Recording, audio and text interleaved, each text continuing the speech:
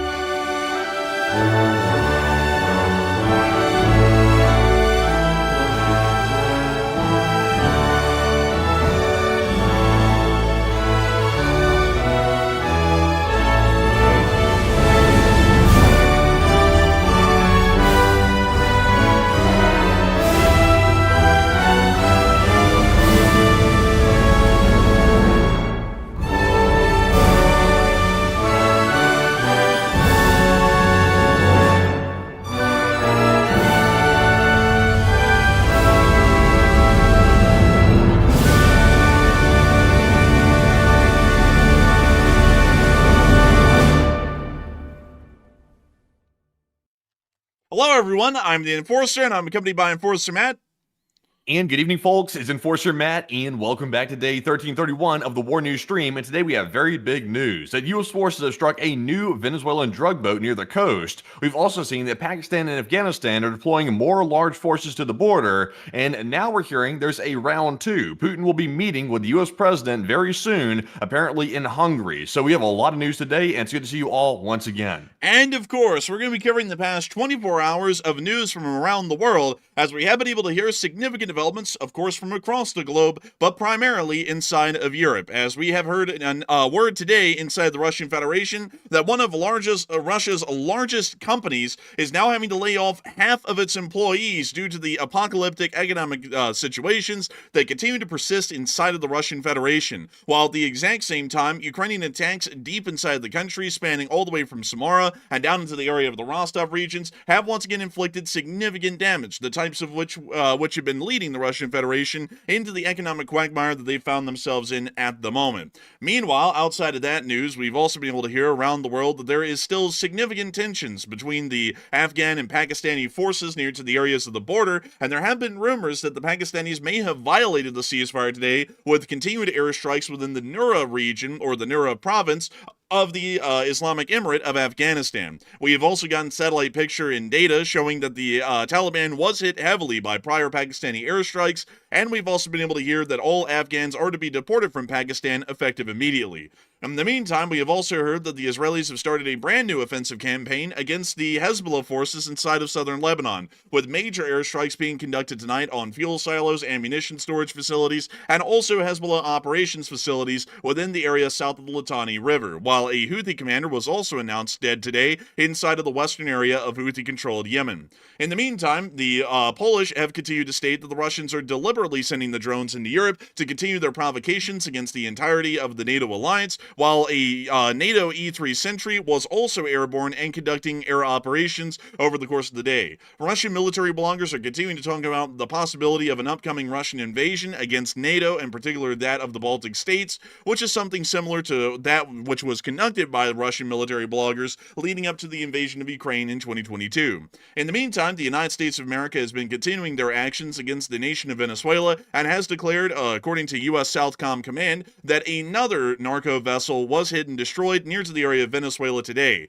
We also were able to see that the Admiral in charge of U.S. SOUTHCOM, Admiral Holsey, did fly over the USS Iwo Jima Amphibious Ready Group on their way back to Miami earlier today. I did take pictures of the USS Iwo Jima and its Amphibious Ready Group conducting maneuvers inside the Eastern Caribbean. Once the Admiral's aircraft landed in Miami, he then announced that he'll be resigning as commander of U.S. SOUTHCOM for unknown reasons, but his resignation will be effective in December, around a month from now. We have also been able to see that the United States of America has declared the Maduro regime illegitimate today, officially, and has continued to make statements about the upcoming Putin presidential meeting that will be occurring, apparently, rumored at least, inside of Hungary, although that location does not appear to be finalized at this point. We've also gotten other major and huge developments of news from around the world, including that from the battlefields of Ukraine, which produced some significant developments over the course of the day. But we are, of course, going to be making sure to get through each and every single piece of this news,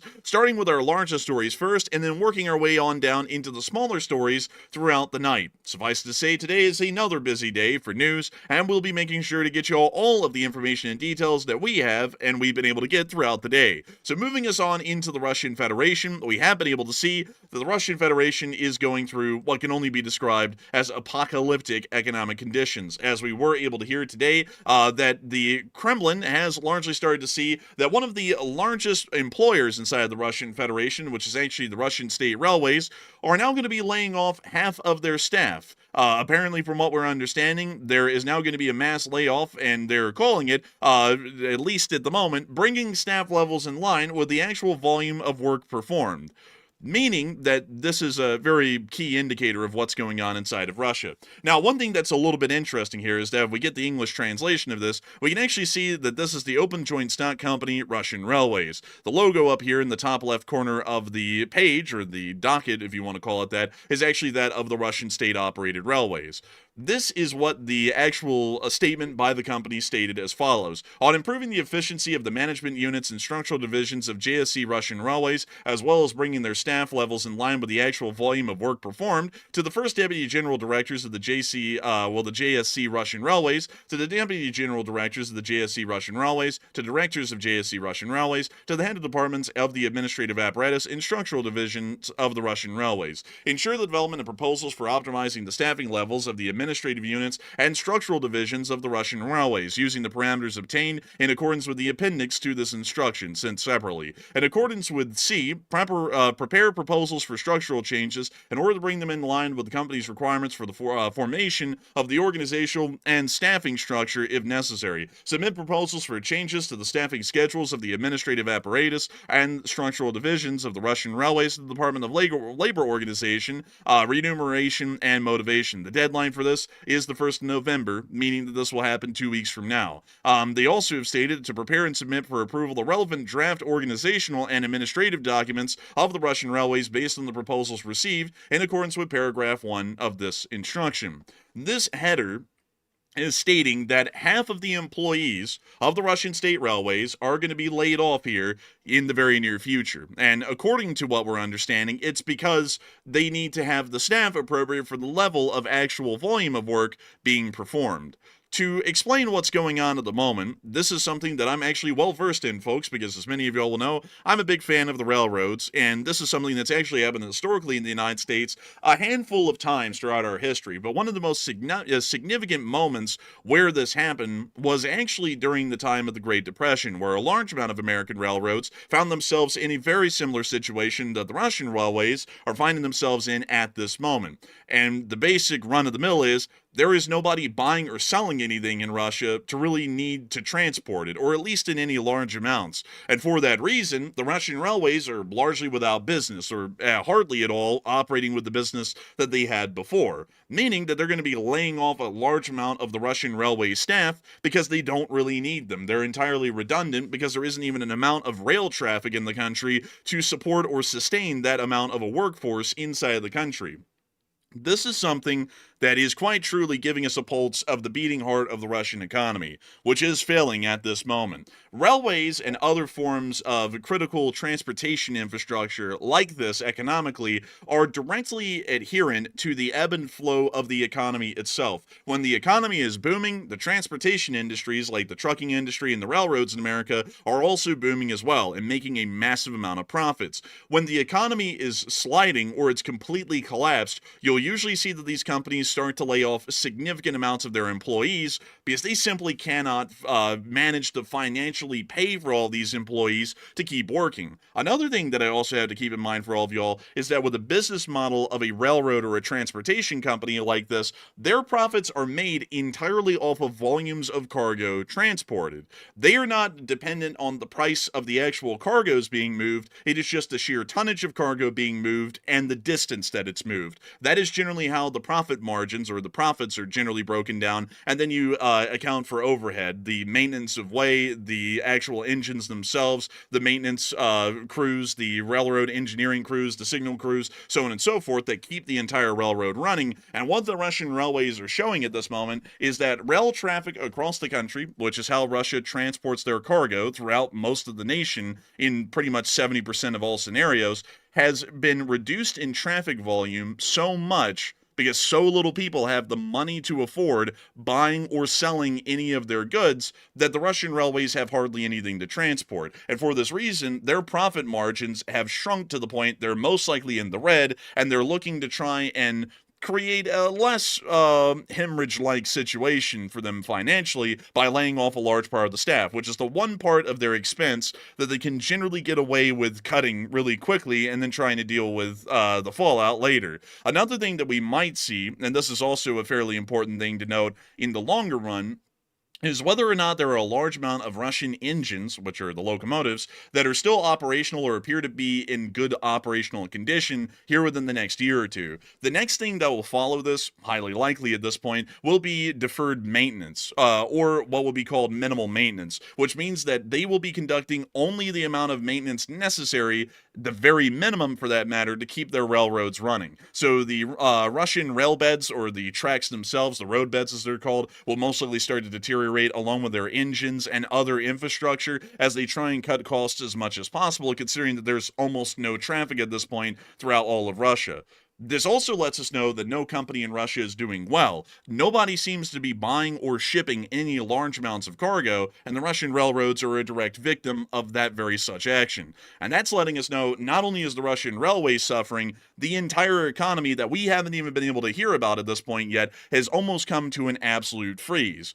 This will end up resulting in the Russian economy most likely collapsing here in the near future. And many people have heard us say over years now that the Russian economy is in stages of collapse. At this point, with transportation industries now laying off masses of workers like we're now hearing in the Russian railways, it is guaranteed at this point that the economy in Russia is quite truly at its breaking limit. And we are literally right now watching the last phases of a somewhat semi-operational Russian economy before it goes into a complete and unmitigated collapse.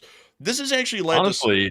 Honestly, it does seem like it's really getting to that point. It's getting to a breaking point because with all these companies, like you're saying, rolling back their work weeks, now companies obviously don't roll back their work weeks unless they're not selling enough product. So that's a huge problem. And also, we've heard that the Russian government is propping up several major Russian companies with capital to try to keep them running. So it's very tough right now. I think that's also why you're seeing as well that Putin is reaching out to the U.S. government all of a sudden is because he's basically desperate. He's grasping for any straw he can get his hands on, and that's probably why he's doing that. But we'll get into that in just a second, though. There's a whole thing with that Putin U.S. official saga that we'll get into in a minute, but they are truly desperate. Like, their economy is in foul shape. I would have to say it's a huge rabbit hole we're about to get into, folks. Y'all want to stick around for this one because it is showing that there's some desperate last actions being made here at this point diplomatically before more extreme ones may be made here in the future. But suffice it to say, not going through the entire rabbit hole of about how railroad logistics works from an economic standpoint, if the railroads are laying off employees like this, there's only two situations where that would happen. One, in a merger where they're trying to streamline their operations and make them more efficient for a profitable bottom line or to increase their profits, which already exist, or the economy is in such bad shape that there is literally no money to be made because there's no cargo to transport, and for that reason, they are trying to stop the railways from going bankrupt by firing a large amount of their staff and hoping that that will at least stymie the hemorrhage of money that they're currently facing and allow the railroad to exist for a couple of more years before they completely implode in on themselves. It does appear that this is something that the Russian Federation and the Russian government may be woefully aware of at this point, is that the Russian economy cannot survive at this point and does not appear that it will be able to endure any further duration of the war longer than possibly a year and a half or less.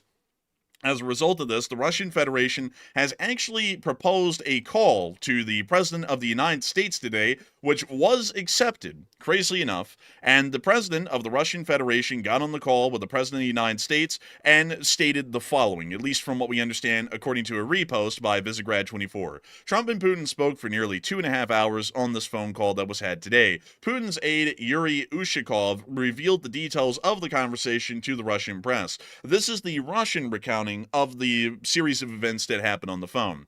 Putin told Trump that the U.S. deliveries of Tomahawk missiles to Ukraine will not change the situation on the battlefield. One of Trump's main points, according to Ushakov, was that ending the conflict would open up major economic opportunities between the two countries. The two leaders agreed to arrange an in-person meeting, possibly in Budapest, although we're not really sure if that's going to be the finalized location. Putin also praised the First Lady's efforts in helping to return children and asked the president to convey his best wishes to her. Putin also claimed that Russian forces fully controlled the strategic initiative along the entire front. The president also didn't congratulate Putin on his birthday. Side note there. The call, apparently that was something that the Russians noticed, weirdly enough, because this is a recounting of events by Ushakov. So apparently Putin was aghast that the president didn't congratulate him on growing a year older and being a bastard for an additional year. Nevertheless, the call was actually initiated by the Russians, which is a fairly important note here to make, considering that all prior contact with the Russian Federation had actually been initiated by the United States. The president did state on Truth Social that he had a very productive phone call with Putin and that they discussed peace in the Middle East, U.S.-Russia trade, and the Ukraine war. The president also announced that high-level advisory meetings will start next week with a potential summit in Budapest to explore ending the conflict. He'll also meet with the president of Ukraine, Volodymyr Zelensky, in the Oval Office to review the conversation, which will most likely be happening tomorrow, or it may have already been happening as of today, as Zelensky did arrive at Joint Base Andrews just a couple of hours ago. Nevertheless, this is a major change at this point in the Russian position. And this is most likely another stall tactic, I'll be entirely honest with y'all. But at the same time, with the Russian economy doing as badly as it is right now, to the point that even the railways are having to lay off about half of their staff because of the lack of cargo traffic or the volume of cargo being transported to and fro in Russia, it is giving us a really good idea that Russia is going to collapse at this point as a guarantee, and Russia may be trying to desperately find some way, or the best possible way, to end the conflict without the government completely collapsing. Of course, that also means that the possibility of Russia attacking NATO to force a nuclear confrontation and get significant concessions is still on the table, but it does appear that all of these desperate last-ditch attempts are going to be tried by the Russians, or at least thought out and pursued by the Russians to a small degree, before they go with possibly the ultimate and worst decision that they could make, which would be a larger war with NATO. Nevertheless, a lot of people have been talking about this phone call that the President of the United States and the President of the Russian Federation had today, and the supposed meeting that they're going to have at this moment, from what we understand, in Budapest in Hungary. And Matthew, what are people thinking about this, and what are you thinking about it as well? All right, so it feels like we're going through Groundhog Day yet again. We're seeing that Putin and the US president have agreed to meet again in Hungary this time, and as a result of that, the Russian stock market today absolutely skyrocketed, and it looked like massive gains on many different large stocks of companies inside of Russia, which is very desperately needed right now because Russia is suffering economically tremendously. So, what are your thoughts about that whole situation? 51% said it's a Hail Mary by Vladimir Putin, a last resort, while 26% said it's just a formality and it's very unimportant, and 13% said Putin really does want to end the war because he's getting tired of it. So the way it stands right now, Putin still cannot end the war because his entire economy hinges on the war industry, so he can't end it for that reason. If he ends the war, he implodes the Russian economy by default at his own hand. He can't do that. So what he's doing this time is he wants a photo op with the US president. He wants that because it puts faith in the Russian people that maybe there's hope on the horizon of the war actually ending. But in reality, though, the war is not going to end. Like, there is no hope in hell of this war ending. Putin is still saying, even on that phone call today that he initiated, that he controls the entire front line in Ukraine, which is a lie. He's also saying that he can win the war, which is also a lie. And so far, there's no evidence whatsoever that Putin actually wants to end the war. So, in my opinion, what we saw the first time in Alaska, by the way, that was the U.S. president wanting a photo op with Vladimir Putin so he could use that to score political points. Now we're seeing Vladimir Putin do the exact same thing on his accord, but he's doing it to save the Russian economy and get a quick injection of cash in the Russian stock market, which he's already been very successful at doing that, because today we saw the stocks rise through the roof. So I would say I'm with the 51%. It is a Hail Mary by Vladimir Putin. He's trying to get some cash put into the Russian economy, and it looks like he's succeeding. As you can see right here, look at the green. Those are massive gains on many different Russian companies, and they desperately needed that to save those companies, and it looks like he basically accomplished his objective. But Enforcer, what say you? Also, I'd like y'all to note that the largest rally that we saw in all sectors of the Russian Federation's economy were actually that of finance. Here, you can see here the largest rally seen was an 18% increase in the stock value of this one particular large company within the finance sector of the Russian Federation. That's a very important note to make, because that is showing that at least in the Russian public's mind, there is the possibility that economic sanctions against the SWIFT banking system may possibly be lifted, which would allow for the financial industries and sectors to get a breath of fresh air for the large part, and also infuse the remainder of the Russian economy with significant funds that would be needed to keep a large amount of these companies afloat. That appears to at least be the best sort of analysis I can make out of this, seeing that all of these companies did rally over the day, but notice once again that the finance sector is the one that actually seems to have rallied the most. Funnily enough, it also appears the Russian state railways has had a massive improvement in their stocks today as well, although they're still going to be laying off about half the staff, which is showing that they're at such an economic strait at this point, even the rallying of the stock really won't be able to help them, even in the short term. But still, beyond that, that is something to keep note of here when you're looking at the stocks. Also, by the way, I know some people are like, how in the world do you know that this is the finances part? This right here in Russian, right up above these three stock options, including the one that rallied by about 18%, that actually says in Russian, financy, which is finance. They took the English word and they just Russified it and put it into the Cyrillic alphabet, and that's what it comes out to be. Nevertheless, though, I would have to say that this is most likely a Hail Mary ditch by Putin, because it is quite clear at this point, folks, that Russia's economy is absolutely spent. Most companies have gone to 4-day work weeks. Some of them are now moving to 3-day work weeks because nobody's buying anything. And if no one's buying anything, they don't have any reason to produce any goods. And they also don't have any reason to keep employees on payroll for 5 days a week. So they're cutting down their work days each and every day. This is leading to a decrease in cargo traffic across the whole of Russia, which is now leading to the Russian railways, the artery of all Russian transport in the country, now getting up to laying about half of their staff off because of the lack of cargo volume, and therefore the lack of profits from the transportation profits that would be made off of moving the cargo. All of this is showing us, on top of that, with the complete lack of fuels throughout the entirety of the Russian Federation at this point, that Russia is in an absolutely dire strait. If they do not turn the situation around or find some way to end this conflict, Russia is going to economically collapse, or they're going to force themselves into having to get into a major war with NATO, which they would lose on the conventional front, in the hopes that they would scare NATO enough into the consideration of a possible nuclear war that NATO would be willing to give the Russians significant concessions to be able to avoid a nuclear exchange of some sort, whether it be tactical or strategic.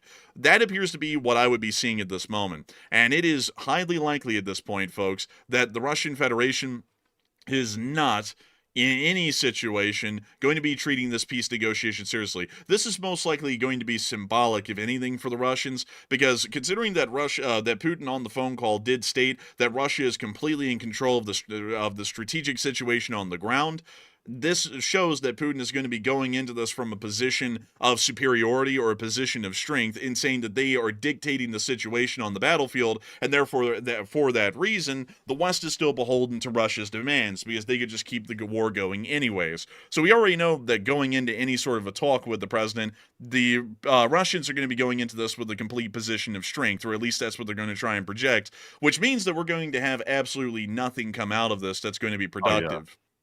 Yeah, no hope of anything positive coming out of it, in my opinion. And that's why, in my opinion, it was very bad what was done today. Like, we should not have agreed to meet with Vladimir Putin as the United States. We should not have done that, because we did give, obviously, the Russian investors major hope that somehow this would help their economy out. And it obviously basically saved the Russian economy today to a certain degree. It gave it emergency funding with these stocks going through the roof to keep these companies afloat, which is something that we did not need to do, because that's the entire reason Ukraine been striking the oil refineries, is to bring the industry to a halt and hurt the Russian economy. We did the complete opposite today by agreeing to meet with Vladimir Putin. And on the phone as well, we heard that Vladimir Putin was even threatening the United States over Tomahawk missiles on the phone.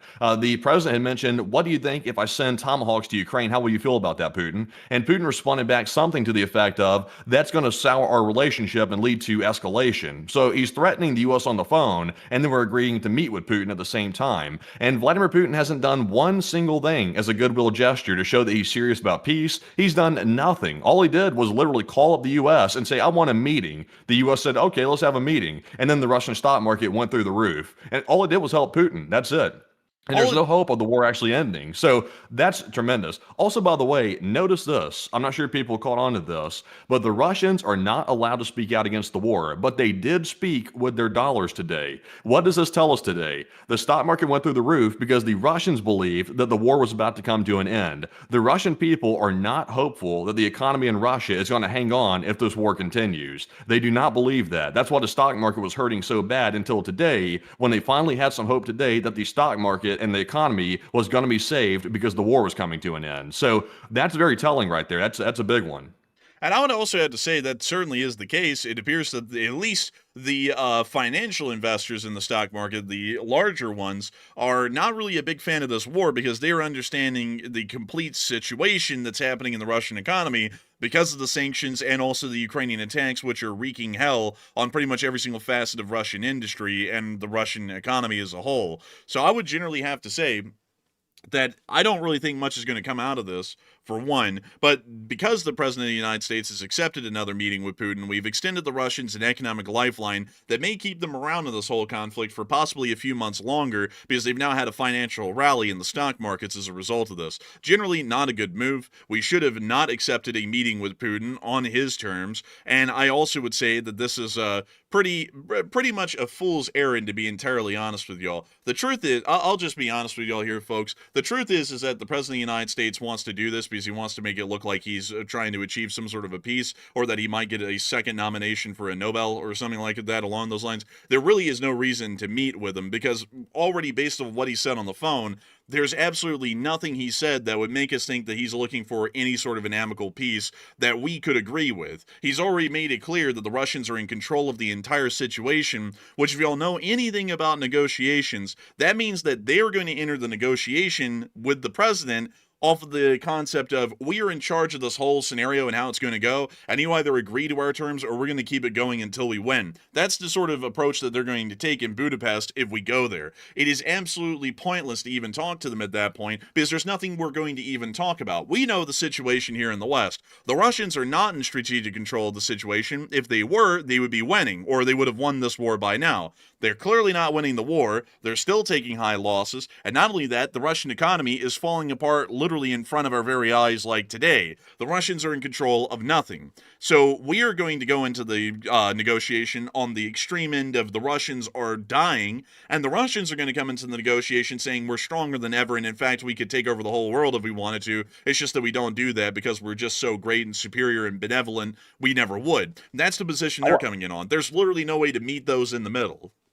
Well, I wonder what was said on the phone because, when you really think about it, the Russians reportedly called the U.S. president. So the Russians, meaning Vladimir Putin, initiated the phone call. So what was Putin saying? What was the opening line on the phone call to even start the conversation? Because obviously Putin had to call and say something. It's like we really don't even know what Putin said in the beginning of the phone call because I would assume that Putin called up and said, hey there, Mr. President, we want to meet with you for X, Y, and Z. Well, it's like, what was X, Y, and Z? Is Putin saying that he wants to end the war and withdraw from Ukraine? What was he saying? Because they allegedly talked for 2.5 hours on the phone. So we are missing a huge part of the story. And I highly doubt that Vladimir Putin said he was going to get out of Ukraine. I really strongly doubt that. So it seems like it's just a waste of time, like a complete waste of time. Like I said, Putin has not done anything. He hasn't agreed to even a ceasefire inside of Ukraine. And also the last time they tried to do that, it was a complete failure and everybody got humiliated. So I don't see what's changed personally. I don't see anything. I don't see anything that's changed. This is quite pointless, to be entirely honest with y'all. And we understand that apparently this is going to be held in Budapest. And then there's an issue with that, in that Budapest is in the middle of NATO and also the European Union. So who in the world is going to allow Putin's plane to even fly into Hungary? Then that's the bigger question. And that's what's making me believe, folks, that it wouldn't happen in Hungary, because I'm fairly certain that the Polish, the Slovakians, the Slovakians might, but the Romanians also would not allow for Putin's plane to fly through their airspace. I have a feeling if there would be any neutral third-party ground that this meeting would be held in, it would mostly be held in Ankara or Istanbul in Turkey. That seems to be the most reasonable sort of a position to take on a possible meeting ground if this train wreck was to actually be attempted. But this is not going to do anything but allow the Russians to continue on the war for a couple of more months. And I just got to be honest with y'all, folks.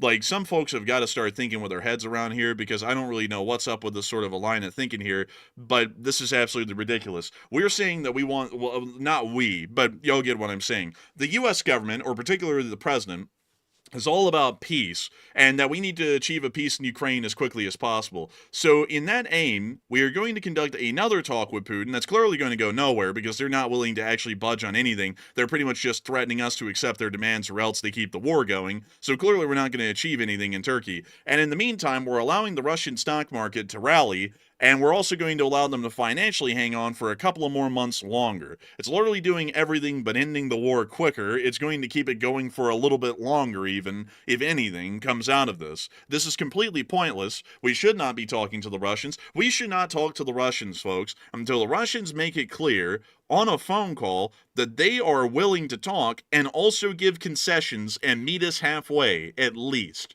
That is when we'll have a talk with them. Until then, the talks are completely pointless. We already know that before, and it doesn't matter how much we parade the little goblin from Moscow around and bring him to Alaska and then bring him to Hungary. He's going to keep saying the same stuff that he did the first time, and it's going to end up going nowhere. So why even talk to him right now until he's willing to change his mind and actually meet us at least halfway? I mean, at least at that point, we could say we're making progress. Right now, we're literally repeating the Alaska summit all over again, just in a different area of the world.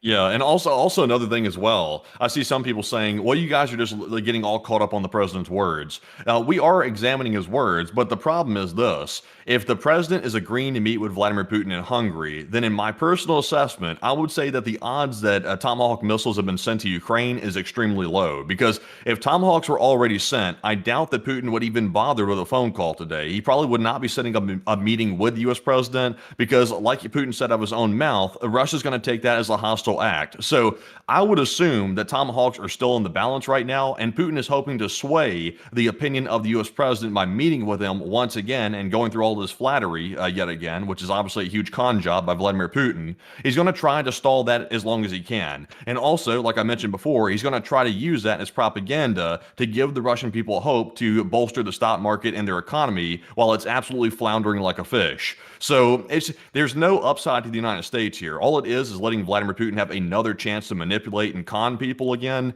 And unfortunately, it seems like the U.S. is falling for it again. We should take a hardline stance, in my opinion. I'm with the enforcer. We should say, until there's a goodwill gesture by Russia, we are not meeting with Vladimir Putin. We are not giving you a cheap out or a free coupon, basically, to save your economy until you actually make a good effort to end the war. I would have to completely agree with that, and I think that that's the position we certainly need to take until some sort of actual diplomatic progress is clearly made over the phone that would lead us to believe that there might be any change in the position of the Russians in a negotiation when we meet them at one. But moving on out of that, we also have been able to hear that in the meantime, there have been some voices inside of Russia that are continuing to float around the idea of possible invasions in NATO, simultaneously as everything else has been going on. These specific infographics here are actually made by an account called Rybar, which is a Russian military blogger inside of the Russian Federation. And they have been heavily in support of the war in Ukraine, and generally have been considered to be one of the leading voices in the Russian Federation about the Ruski Mir, which is the Russian word for the Russian world, which is kind of the same thing to Nazi Germany's Lebensraum concept or anything else along those lines. They are a fairly decent supporter of that from what we've understood. And they are now making infographics which are speaking about possible actions that the Russian Federation will take to conduct an armed invasion into NATO states within the Baltic Sea, and to try and put NATO into an incredibly jeopardizing position. You can actually see multiple different scenarios that they're coming up with at the moment. As we all understand, the Russian Federation is still working towards an eventual war with NATO. We've seen that reported by multiple intelligence agencies here in the West, stated by multiple Russian officials. We've seen that in their actions, their force buildups, their disposition, the aggressive stances they've been taking against the West, the flight of the drones into NATO airspaces, the flight of Russian aircraft completely violating the airspace sovereignty of NATO nations in the Baltics, so on and so forth. They've made it quite clear that they're escalating against us directly here in NATO, and that they're trying to pose a direct threat to us. And now we're seeing that they're even starting to publicly pursue on major military blogging accounts the possible scenarios that the Russian Federation could use to get the best scenario possible out of an eventual war with NATO. So it's once again showing us that there is a significant thought, or an idea at least, at pursuing this sort of a concept. Also, one other thing that I have to say is quite hilarious down here is that this map here in the bottom right corner of the screen actually greatly underestimates the amount of NATO assets available in the Baltic on day one, to try and make it look more feasible for the Russians to pull off, because I'm counting that in that area, they're saying that there is only battalions, it seems, not even battalions. It looks like company level elements inside of the Baltics, and only about 6 of them, so about a full battalion. And that is just completely wrong. I mean, like, we can go over here. I mean, these are just the publicly listed ones that we know about, and there are also other units rotating within the area. Taking the Baltics would not be extremely difficult, especially if you close the Suwalki Gap and besiege them and they really don't get any external support. This wouldn't be that difficult, but saying that they only have an entire battalion pretty much divided amongst all 3 of the Baltic states, that's ridiculous. Estonia just has 2 brigades together. Lithuania has an entire operational division that is at a high strength level. Latvia has 1 full-time brigade along with 4 reservist brigades on the ground. So it's a little bit ridiculous that the Russians are trying to pretty much fib how weak NATO forces are, at least to the public in Russia, to make it seem like this would be more of a cakewalk than anything else. Yeah, I would say so, certainly. It seems like a complete joke. And also, just because someone came up with fancy maps and stuff, that doesn't mean they can actually pull it off. Like, that's a nice piece for propaganda they came out with, but that's pretty much all it is propaganda. Yeah, it really just only serves the propaganda value, and we all know that the Russians like to take a propaganda at the situation. In the meantime, the Polish have also taken a propaganda at the situation, and the Foreign Minister Sikorski, seen here, who's been making a name for himself recently because he just states it for what it is with no BS, has stated that Russia deliberately sent drones into Poland to test NATO's air defenses. The Polish Foreign Minister Radoslaw Sikorski has accused Russia of a tactically stupid and counterproductive escalation, end quote, saying that the drones spotted over Poland in September were launched intentionally. According to Sikorski, all drones took off from the same location and were unarmed, which rules out any accidental entry into NATO airspace. It was a test of our air defense and of the alliance's defense, he stated to The Guardian earlier today. Earlier, similar drone incursions were reported by Romania, Denmark, and Norway, while Munich airports twice suspended operations due to unidentified drones. The German Chancellor Friedrich Merz accused Moscow of trying to destabilize Europe and claims the Kremlin has denied these allegations. Sikorski also warned that Ukraine is preparing for another 3 years of war and urged the EU to embrace long-term support for the Ukrainians. So it is quite clear at this point that the Foreign Minister Sikorski, speaking on the behalf of the Republic of Poland, has made it quite clear they are viewing the Russians as a provocative force, and not only that, an escalatory one that is attempting deliberate incursions into Polish airspace, which is something we have known for a while, but is once again being reiterated by the Polish. We also saw a NATO E-3 Sentry, which was flying through the airspace of southeastern Poland today. This aircraft actually is not operated from the U.S. Air Force or any other air forces. It is actually one of the very rare NATO assets that actually operates under the NATO name instead of the name of another nation that is a part of NATO. This aircraft apparently was conducting some form of aerial reconnaissance or some sort of air control over the course of the day, most likely as a part of Eastern Sentinel or Eastern Sentry, which is still being conducted within this area, and we were able to confirm the presence of that air asset within the area, or specifically that AWACS within southeastern Poland over the course of the day. It appears that it was also present during the time of a Russian attack on Ukraine, which would be highly likely to suggest the fact that there were fighter aircraft present within the skies of southeastern Poland during that very moment as well. Although we never see those publicly on transponders, those are pretty much never seen. Moving on from that, however, we've also gotten some significant news from the front lines in Ukraine, also to give you a little bit of an idea about how Russia is well in control of the situation. According to information that we've been able to get, minus 14,000 Russians killed and wounded, and plus nearly 200 square kilometers of ground, Ukrainian forces are advancing. This data was given today by the General Staff of the Armed Forces of Ukraine. In nearly 2 months, which is 60 days of offensive operations, the Ukrainian Armed Forces have liberated 183 square kilometers of territory, cleared an additional 230 square kilometers of enemy sabotage groups, and eliminated or wounded around 14,000 Russian soldiers. This is actually something we can confirm, and while the front lines do move in Russia's direction in some instances, it also moves primarily, at least for now, in Ukraine's direction, generally because of the Battle of Pokrovsk.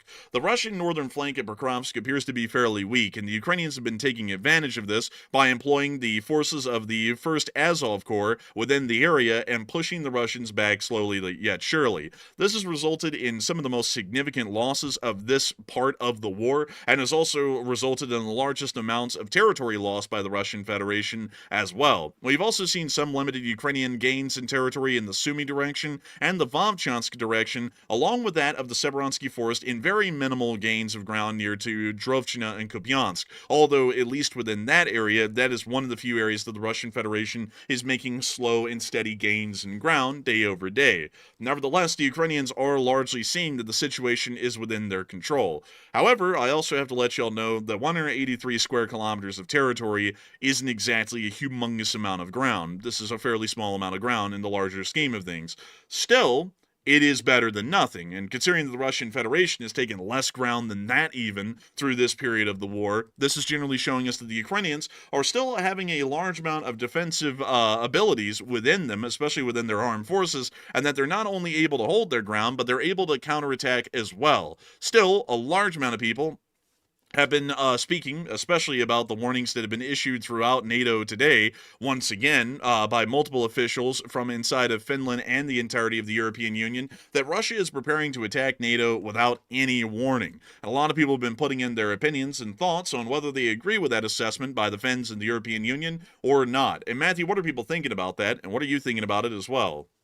All right, so it feels like I've run this poll at least a million times so far, but every single time I run this poll, that's because these officials have repeated the same warning that they've issued a million times over. So they're still saying it, so that's why we're still addressing it. And do you agree that with the Finnish and EU officials warning that Russia is preparing to attack NATO without warning, do you agree with that? It looks like 61% said yes, and it'll probably happen before the Ukraine war ends, while 9% said no, it will happen after the Ukraine war ends, and 16% said it's sounds like fake news and a total hype job. So to me, I don't think it's a hype job. It's clearly that Russia is preparing for some type of action against NATO. They're obviously preparing for it, and they're even alluding to it as well by saying that they're at war with NATO in one way or another. So I would say if Russia is actually going to pull this off, it will definitely happen before the Ukraine war ends because they're desperate now. They won't be desperate later. If they get defeated in Ukraine, that means they weren't even able to take Ukraine, and they basically walked off and surrendered, basically. So I don't see that happening. I believe it will happen before the Ukraine war ends and with the 61%. But Enforcer, what say you? I would agree with the 61% as well. I have a feeling that this can happen easily before the war in Ukraine ends. The Russian Federation has been making significant strides and efforts to try and ensure that they can conduct a larger war with NATO even in the midst of the war in Ukraine. And this is something that many people have to think outside the box on, because every time we state that, there are a load of people who go, counter, the Russian Federation can't even win in Ukraine. How the hell would they even start a war with NATO? Checkmate, liberals, left-wing destroyed, or something along those lines. That's pretty much the approach that's been made multiple times by folks in the chat about this. But you have to think outside the box for a minute. And when speaking about this conflict, it is not off of the direct perspective of the Russians winning a total victory over NATO versus a total defeat on Russia's end. That's not the metric that this war would be measured in. This war would be measured in its ability to force the West through that conflict to either give Russia what it wants, or to let this war go on to either where Russia is winning so well, which would never happen, or Russia is winning so poorly that nuclear weapons start getting lobbed. And that's when it would start to get well out of control quite easily. And that's what this sort of a war would largely result in. I have to remind all of y'all, this is what will happen in the most basic form if Russia and NATO go to war. Conventional war on the ground begins, major firing from both sides. The Russians will get the advantage, especially if they start, because they will pretty much have the element of surprise. They'll be well organized. We'll have to start organizing our forces and start moving them into defensive positions to try and stop the Russian advance. The front will be stabilized, and after about probably a week or two or several weeks, we'll start to see that NATO will begin to counterattack and start to push the Russians back. Once this starts to happen, we then have to make the choice at this point. Do we start to push them back into Russian territory, especially considering that they'll mostly be still conducting drone and missile strikes on NATO territory during that time? And the answer, because of that, will end up becoming yes. We'll start pushing into Kaliningrad, and we'll start pushing towards St. Petersburg and also towards Moscow as well, slowly yet surely. Now, that's what creates the ultimate decision, or the ultimate fate of this conflict, or of the entire Northern Hemisphere. At that point, the Russians actually have a defensive ability to use nuclear weapons by their nuclear doctrine. And that means that they could start to use tactical nuclear weapons against advancing NATO forces and turn this into a nuclear conflict. Once they shoot nuclear weapons at us and our forces inside of Europe, we are going to start shooting nuclear forces right back at their forces in Europe. This isn't the kind of nuclear apocalypse all of y'all are thinking about, where thousands of missiles start flying and everyone dies in minutes. This is the beginning of what an actual nuclear war really does look like in practice, which is the firing of tactical nuclear weapons at armed forces on the active battlefield. Once all of those tactical nuclear weapons are exhausted, or once someone starts to win a clear advantage in the tactical nuclear exchange, that is when it will go into a full-blown strategic exchange, which is the one where everyone thinks about, the one where everyone dies in minutes, and most of the Northern Hemisphere is almost completely wiped out as a result. That's the one that would end up coming as an end result. And then at that point, the Russians know that as long as they do not give up in negotiations and they just hardline it, you give us what we want or else, they know it will be forced one way or another into a nuclear exchange. And at that point, they're pretty much saying, we're going to die, but do you want to die with us? And if you don't, you'll give us what we want and this whole thing will end. That's what they're going for. So it's not at all about some sort of a conventional mindset of the Soviets' flag being raised over the Reichstag in Berlin in 1945, or the Japanese signing an unconditional surrender on board the USS Missouri in Tokyo Bay. this war is not going to be won off of that kind of a mindset. This war is going to be won off of the threat of death itself to most of the people living within our sphere of influence. And that is what the Russians are leaning into. So I hope that addresses that side of things somewhat well, because with that in mind, the Russians are going to keep pushing on that position of strength well into the future, and that's also why we would know that a possible war with NATO is highly likely, because that's the mindset they're going to be working off of. Not one where they can actually win a war against NATO, but one where they can threaten to kill all of us in NATO, and then that will scare us enough into accepting their demands, or at least giving them most of the demands that they were asking for up front. So I hope that addresses that side of things fairly well, at least with how that really would work from what we understand. But moving on from that, we have also been able to hear some significant and interesting developments inside of the Americas today. And these developments were something that's returning us back to the age-old question that we actually had last night, which is whether or not the strikes being conducted on the Venezuelan boats is being positively identified well enough or not. We have been able to see on the coast of Venezuela once again today that another strike has been conducted by U.S. SOUTHCOM forces, which are U.S. armed forces, on another suspected narco vessel, and apparently there were survivors from this attack today. That was actually confirmed by several sources that apparently there are survivors from this attack. We were able to see that in the midst of this, the U.S. SOUTHCOM commander, Admiral Halsey, was on board a flight returning from the area of Barbuda and Grenada, and actually flew over the USS Iwo Jima and one of the vessels involved, the USS San Antonio, in the amphibious ready group, which was conducting maneuvers within the area of the Eastern Caribbean, right in the midst of this strike being conducted right off of the Venezuelan coast. Not long after, the aircraft landed near to U.S. SOUTHCOM's headquarters inside of Miami, Florida, and literally just about an hour after the plane landed, the U.S. SOUTHCOM commander has announced that he will be resigning his position here very soon. But we actually have breaking news coming out at this moment. And Matthew, what do we got?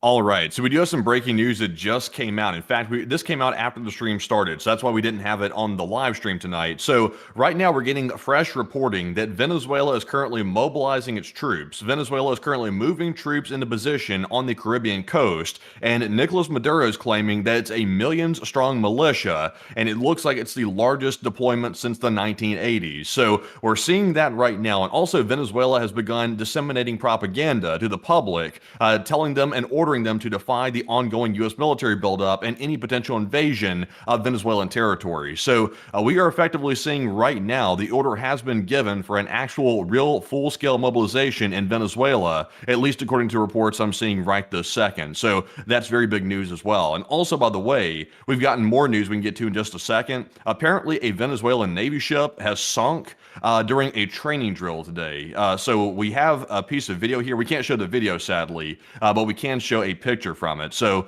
it looks like during their drills, one of their ships got sunk by accident, which is obviously pretty embarrassing to see that, but pretty big news. And Enforcer, what say you? That is pretty wild, and it does appear that at the moment, just once again to reiterate to this to folks, Venezuela is apparently moving troops into position along the coast in defensive positions in preparation for some sort of a U.S. military action directly against the Venezuelan mainland, while at the same time today, we were able to see that some sort of an amphibious landing ship.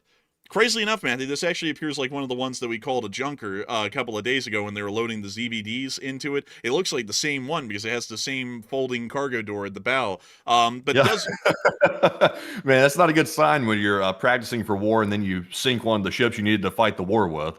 Man, I wonder if this thing is called the Edmund Fitzgerald, man. The captain of the ship is about to get on the intercom and go, "The captain wired in, he said water's coming in, and the good ship and crew is in peril." And this is right on the coast. I mean, this thing has practically beached itself in the midst of sinking. You can actually see the dirt being rustled up from it settling on the sea floor already. That's not really a good look, folks, when one of your LSTs ends up sinking in shallow waters. Actually, it looks like it may have been sinking for a bit, and they may have beached it to avoid it being completely sank off of the coast somewhere, so that might also be a likelihood as well. A little bit crazy with that, but it does appear that there are some significant developments happening with Venezuela right now, in the midst of the news that Admiral Alvin Halsey, correction there, I actually got his name incorrect a second ago, has just stepped down from his command at U.S. SOUTHCOM. He has stated that he's going to be retiring here in early December, which is about a month from now.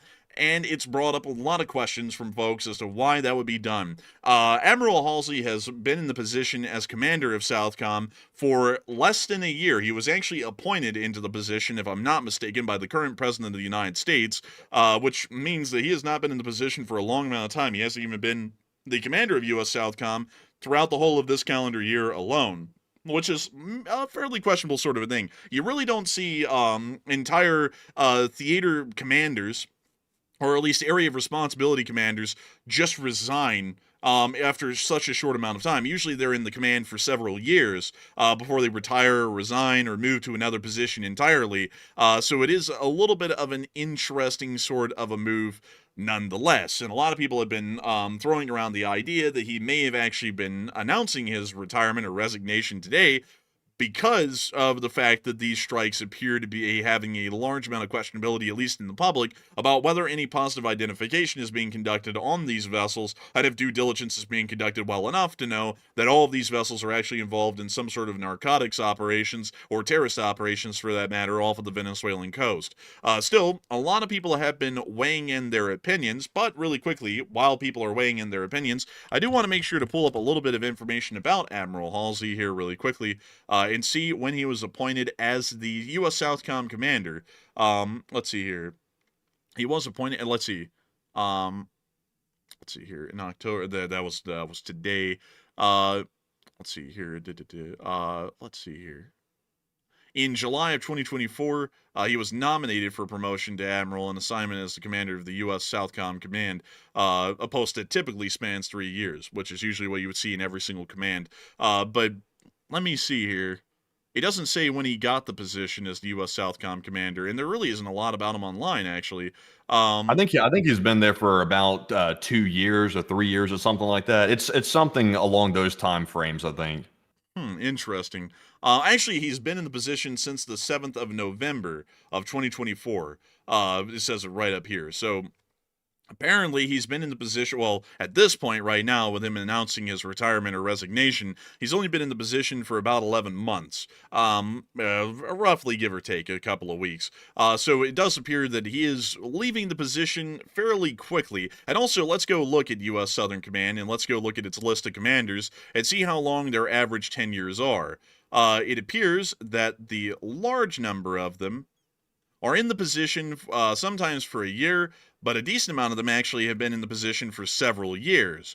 Some of them, however, serve for incredibly short amounts of times, less than 100 days in some instances. But it does appear that the tradition, at least in the modern age, from the 2000s onwards, is that it's highly common for them to serve around 2 to 3 years in that position in the command of U.S. SOUTHCOM.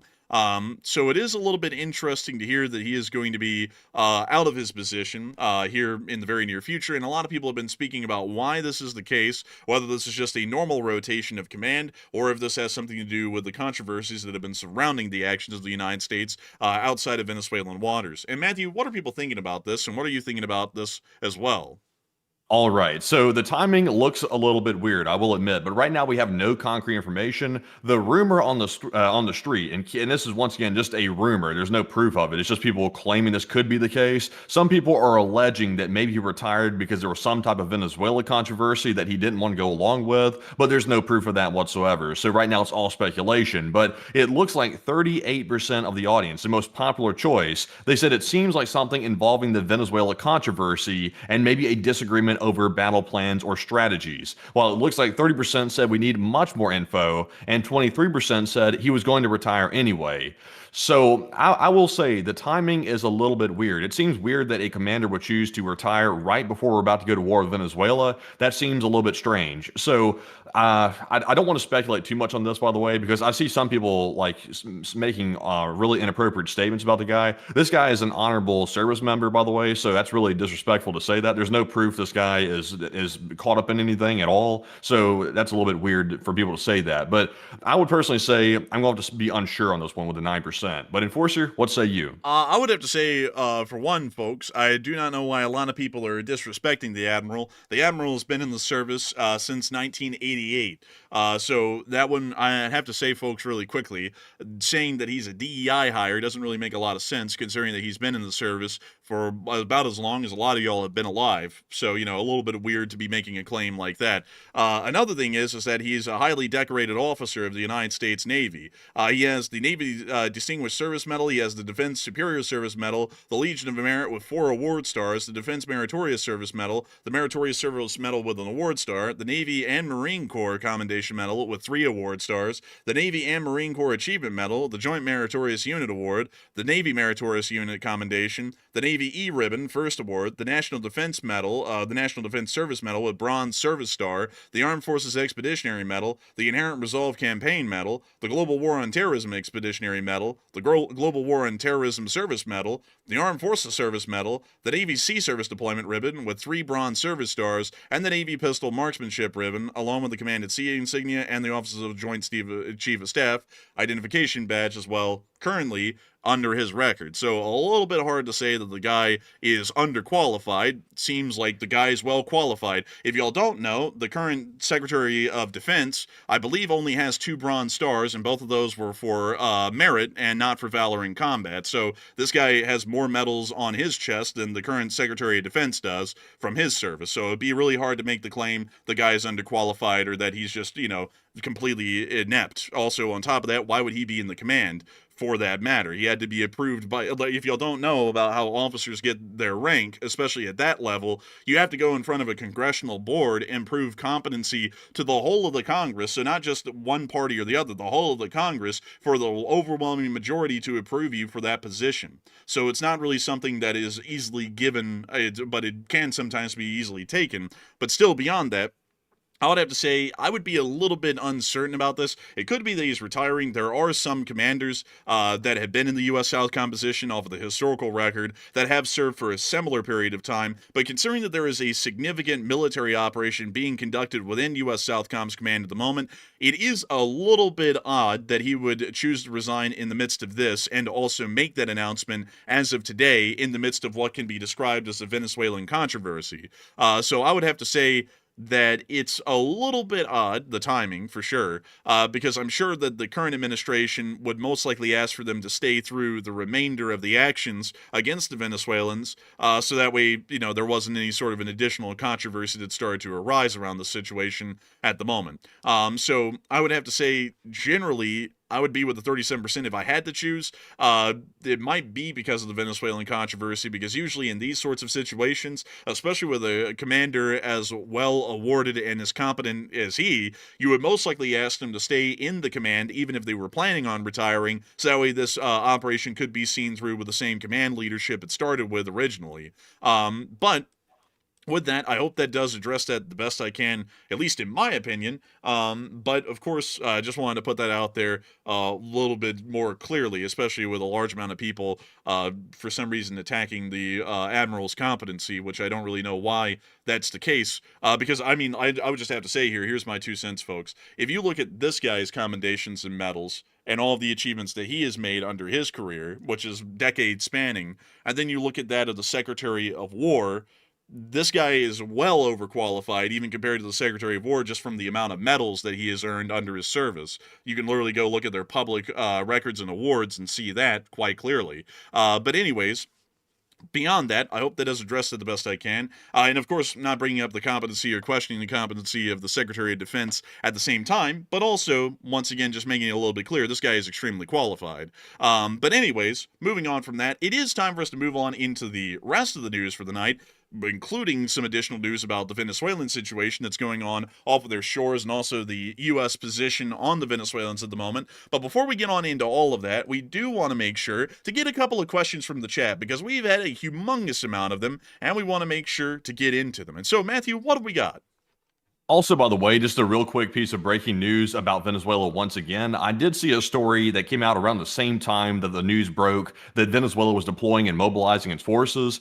It looks like, according to anonymous officials, it looks like Venezuela apparently floated a plan for Maduro to slowly give up power, but that was also rejected by the United States. That's also, take that with a grain of salt, by the way. That's currently the rumor on the street, but that's what we're hearing right now as well. It seems like there was allegedly allegedly a plan for the Venezuelan leader or dictator Maduro to leave office within 3 years, then turn his presidency over to the vice president, which is Delcy Rodriguez. But it looks like the U.S. said that's not good enough, at least according to our anonymous sources right now, or at least anonymous sources of news agencies. So very interesting to hear that as well. That would, in fact, be the second time the U.S. would have rejected something if that turns out to be true. But anyways, moving on to our first super chat here. This one goes to Joe in the Box, and he puts in a massive $200 donation, the largest super chat of the night. And a huge shout out to you, Joe, for that massive support right there. That is truly tremendous and generous. And Joe said, let's start the night off right. And thanks for the hard work, Enforcers. And I gotta say, a humongous thanks to you for the incredibly massive support and helping this channel to keep on running, Joe in the Box. And I gotta say, the night was started off quite well. We actually have had a huge amount of people here tonight, and I gotta say a huge thanks to you, Joe in the Box, for massively supporting this channel, so that way we can keep this stream on air and keep this thing running well on into the future, so that way everyone can continue to have an Enforcer show to come to and a nightly news channel that they can count on. And I got to thank you so much for enjoying our hard work. We put a lot into this, and I hope that it's once again showing through tonight, like every night. And I got to say that folks like you, Joe in the Box, help us to be able to pay our bills, keep the lights on, and keep focusing on this as our full-time job each and every single day. So a tremendous thanks to you, massively once again, for your humongous support, and thank you greatly for helping this channel to keep on rolling even still into this day. And so with that, a humongous thanks. Once again, cannot say that enough. That's unbelievably massive support. And with that, we are on to the next one. And we also have, in addition to Joe in the Box's very generous support, we also have a massive $200 donation from Bobby43, also known as LC39A as well. And he also throws in that massive 200. And a huge shout out to you, Bobby, for another heavy-hitting donation right there, and we do appreciate that. He said, this is not Monopoly money. Lol. Well, it's certainly not Monopoly money, I would guarantee you right there. And I gotta say, a huge thanks to you as well, Bobby43. A huge thanks to everyone who supports the channel, especially you, Bobby43, and everyone, big support and small, because all of y'all come together to make it possible for us to do this as our full-time job every day. And I gotta thank you so much once again, Bobby43, because the Monopoly money, or not, helps us keep this thing rolling every day. And you're one of the people who helps us to make this thing possible, and we greatly thank you for that. So a humongous, tremendous thanks to you so much once again. I hope we addressed that incredibly well, and a big thanks to you for being here tonight. And so with that, we are on to the last question of the segment, and then we're going to be moving on into the rest of the news that we have for the night.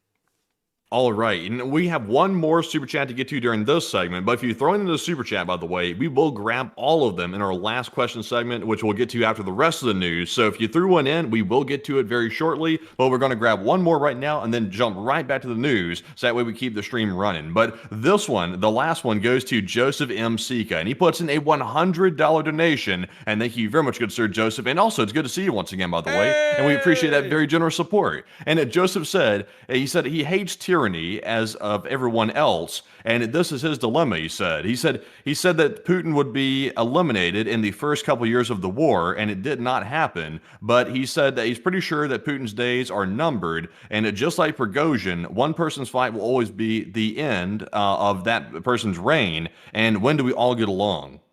And I would have to say that's a great question, Joseph M. Sika. By the way, great thing to have you back here. It's good to see you here once again. We see you every once in a while, and it's good to have you here tonight. And a huge thanks to you for the unbelievably tremendous support. And I'd also have to say that it's I would have to say that in Russia, the government's days certainly look like they're getting numbered at this point. There really isn't a lot for them to do to change that, unless they take extreme actions at this point. But it is always hard to say when this whole thing will end, because whenever we think it's going to end, something happens, like, saying that we'll meet them in Hungary, and then the stock market rallies in Russia, and that keeps that going for a little bit longer. So a bit unfortunate with that, but hopefully we'll see that this thing eventually comes to an end, and the Russian government will also hopefully come to its end as well, and bring forth a government that's a little bit better and a little bit nicer than the one we're currently seeing right now. But still, a massive thanks to you so much once again for the humongous support tonight, Joseph M. Sika, old guard of the channel and a channel legend. I got to thank you tremendously for that support, because folks like you are helping us to keep this channel running and keep it rolling day in and day out. And also, I saw some people in the chat say, how dare you? Like, I gotta say this one, folks, because I gotta counter this one. This was said enough; it's got to be brought up. Some people were saying, "How dare you say that the Secretary of Defense has less medals than the Admiral, or blah blah blah?" Because some of them don't. Yeah, and some of them are civilian, and have no medals at all. But the thing is, folks, is that when we talk about the competency of officers, you generally don't get to the competency of the level of an admiral or a general off of just, farts and good luck. You generally get off of there, get to that level from some form of competency. All of our admirals that are in charge of aircraft carriers and carrier strike groups around the world are picked from the best in the Navy, no doubt about it. And our generals are usually some of the best in the Army as well.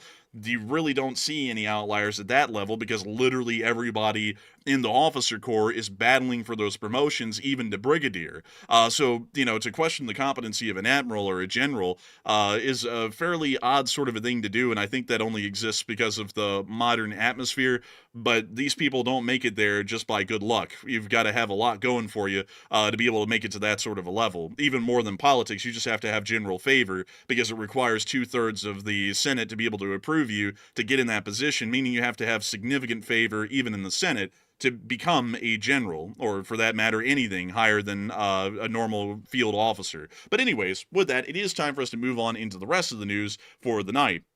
And we have been able to hear that today the U.S. government has openly declared that the Maduro government is an illegitimate government according to the United States of America. That was a statement from the White House today, which is letting us know that they are going to continue to treat the Maduro government as an illegitimate government. That comes along with consequences, at least as far as the Venezuelan situation exists right now. If the United States' official position is that the Maduro government is illegitimate, that may be why we're refusing all of their proposals at the moment, because we do not even view them as a government that is legitimate to be able to negotiate anything with the United States. This also solidifies the fact that we will be taking aggressive action against them here in the future because we do not consider them to be a legitimate government to be reasoned with. So that is most likely where we're going from here, is a direct offensive or armed action, at least against the Venezuelans here at the moment. We also have been able to hear some additional news outside of the White House, or generally Washington, D.C. today, including the statements that apparently sanctions should be implemented against the Russians, but not right now. Maybe in another 2 weeks is what was said. We also were able to hear that apparently the United States of America did expand its intelligence sharing with Ukraine to include targets deeper inside of Russian territory as part of a strategic shift, at least according to CNN. And we also were able to hear that apparently, according to some sources in the United States, at least cited by the Financial Times, American contractors will be operating Tomahawk cruise missiles in case they are supplied to Ukraine. Ukrainian military personnel do not even need to be trained on how to handle them. I'm going to call BS on that one, because if U.S. contractors or U.S. operators are firing off those Tomahawks, that is as escalatory as it gets. It may as well be the Americans firing direct shots at the Russians at that point, but using Ukraine as a launching pad. So I'm doubting this statement heavily, and I would tell you all to take that one with a grain of salt. But I wanted to put it out there today just in case you all have heard about this statement over the course of the day. I'm thinking that might be a good bit dubious. And also, where is the American soldier supposed to be helping them launch them from? Because to my knowledge, they're launched from ships. So the Americans are going to help them launch them with what? That's my question as well. I mean, they don't even have any ground-based launchers to fire them from. The whole thing seems a little bit weird. And also, of course, it's just a senior Western military official. We don't even get a nation that this guy is from, whoever this supposedly is. So I'd have to say this claim's a good bit dubious, folks. Just wanted to put it out there. I don't think that this is accurate at all. And also, this would be the most escalatory thing we could do. We might as well, at that point, just send over an Arleigh Burke and start launching Tomahawks into Russia directly at that point, with how the Russians would take that, and how that really would look, at least in terms of the global situation. But moving on out of Washington and on out towards Joint Base Andrews for a brief moment, we did get to see that Zelensky did arrive inside the United States today at Joint Base Andrews. He is here to meet with the President of the United States to talk about the phone call that was conducted today, and to also continue to speak about the American-Ukrainian position on the war with the Russians. That's the end of that clip. But moving on out of that little bit of information and on out of the United States of America and generally the Americas as a whole, we are now going to be moving our way through the Southeast Asian region, the Indian subcontinent, and the Middle East all in one go. And then we're going straight up into Europe to cover all of the major news that's been going on there. One, we have been able to see that the People's Republic of China has published a new image today of a Chinese submarine that was apparently operating somewhere along the coastline, as it seems to be of a new class. It has an X-shaped rudder, well, generally a rudder array, which is quite interesting, somewhat similar, as a matter of fact, if I'm not mistaken, to the Seawolf. And let me go see if we can find anything. Actually, no, the Seawolf wouldn't be similar to that. This is generally how the rear of the Seawolf is designed, not at all similar to this X-shaped rudder back here. But we also were able to see that there's a small pod on board for some form of a deployable submersible, which, according to Alexander on Twitter, and from what I understand from my limited submarine knowledge with deployable submersibles, it appears to be showing that the Chinese are conducting new operations for undersea experimentation, at least for their submarine fleets. Moving on from that news and towards the Indian subcontinent, we also were able to hear good news today from the President of the United States of America that U.S. and India have productive discussions that have led India to already cut Russian oil imports by 50%. Yeah, it sounds like things are going up, and it sounds like our relations with the Indians have truly been reached due to a great deal of finesse and skill of the President of the United States in foreign policy. The only issue is that the Russian ministry, well, the Indian Foreign Ministry came out right after that and then stated that they haven't even heard of any phone calls between the United States and India, and it doesn't appear like any of this is happening at all, and they don't even know about it. So that was the statement made by the Indian Foreign Ministry. I'll play a couple of seconds of that right here. Unfortunately, he's speaking Hindu, so we don't have a translation for that, so it would be pointless to show you the full clip. But the problem is that the Indians are saying that they've never even talked to the United States about this, so this apparently isn't even happening. So take that for what you will. We don't know what the truth is at this point anymore, whether the Indians have spoken to the United States or not, but at least the Foreign Ministry of India is stating that they haven't spoken to the United States. So, I'll leave that up to y'all to believe what y'all want about that whole situation at the moment. However, moving on into Pakistan, we were able to hear that deportation orders have been given to all of the Afghans that have been left inside of the country, and they will be deported back to Afghanistan through the border control points that no longer exist because the Pakistanis vaporized all of them over the past few days. In the meantime, satellite photography has also come out and has started to show significant damage to Taliban bases inside of the Kandahar region. From what we've been able to see today, high-resolution satellite imagery shows that the Asmat Ullah Qarar camp in Afghanistan, recently targeted by the Pakistani Air Force, has sustained significant damage. The camp was originally constructed by the United States and NATO forces during their occupation of Afghanistan, and served as the largest military base in Kandahar, so basically the Bagram of the South. Following their withdrawal, it was taken over and used by the Taliban, border battalions, and special forces in the area. It now appears that a good amount of the facilities here have been hit directly by airstrikes and appear to have been knocked out of any form of an operational capacity, so it doesn't appear that they'll be able to operate that base anytime soon. There was also the rumor that passed around today. I want to say that greatly. It was a rumor that the Pakistanis have started to conduct airstrikes within the Kunar province of Afghanistan. We have gotten no video and picture evidence to confirm this fact, and we also haven't seen the resumption of full-blown conflict between the two sides, so we're thinking that might just be a rumor and might not even be corroborated by anything today. But in case if there is any evidence to come out in the future, it seems like there may have been a ceasefire violation today, but we cannot confirm that in any way. Still, a lot of people are really more so focused outside of the whole Pakistani-Afghan situation on the whole deal with India and the United States, and the fact that the Indian Foreign Ministry has stated that they haven't even talked to the United States of America at all about buying Russian oil. And Matthew, what are people thinking about that, and what are you thinking about that as well? All right, so we did see the conflicting statements today. The U.S. says that India claimed they were not going to buy any more Russian oil, which is obviously a huge claim. And then India came out and said they didn't even have a phone call with the U.S. officials. So someone's clearly lying here. That's a huge contradiction. So what are your thoughts about that? 41% said the USA is lying about this, while 30% said India is lying, and 19% said I'm 50-50 on this one.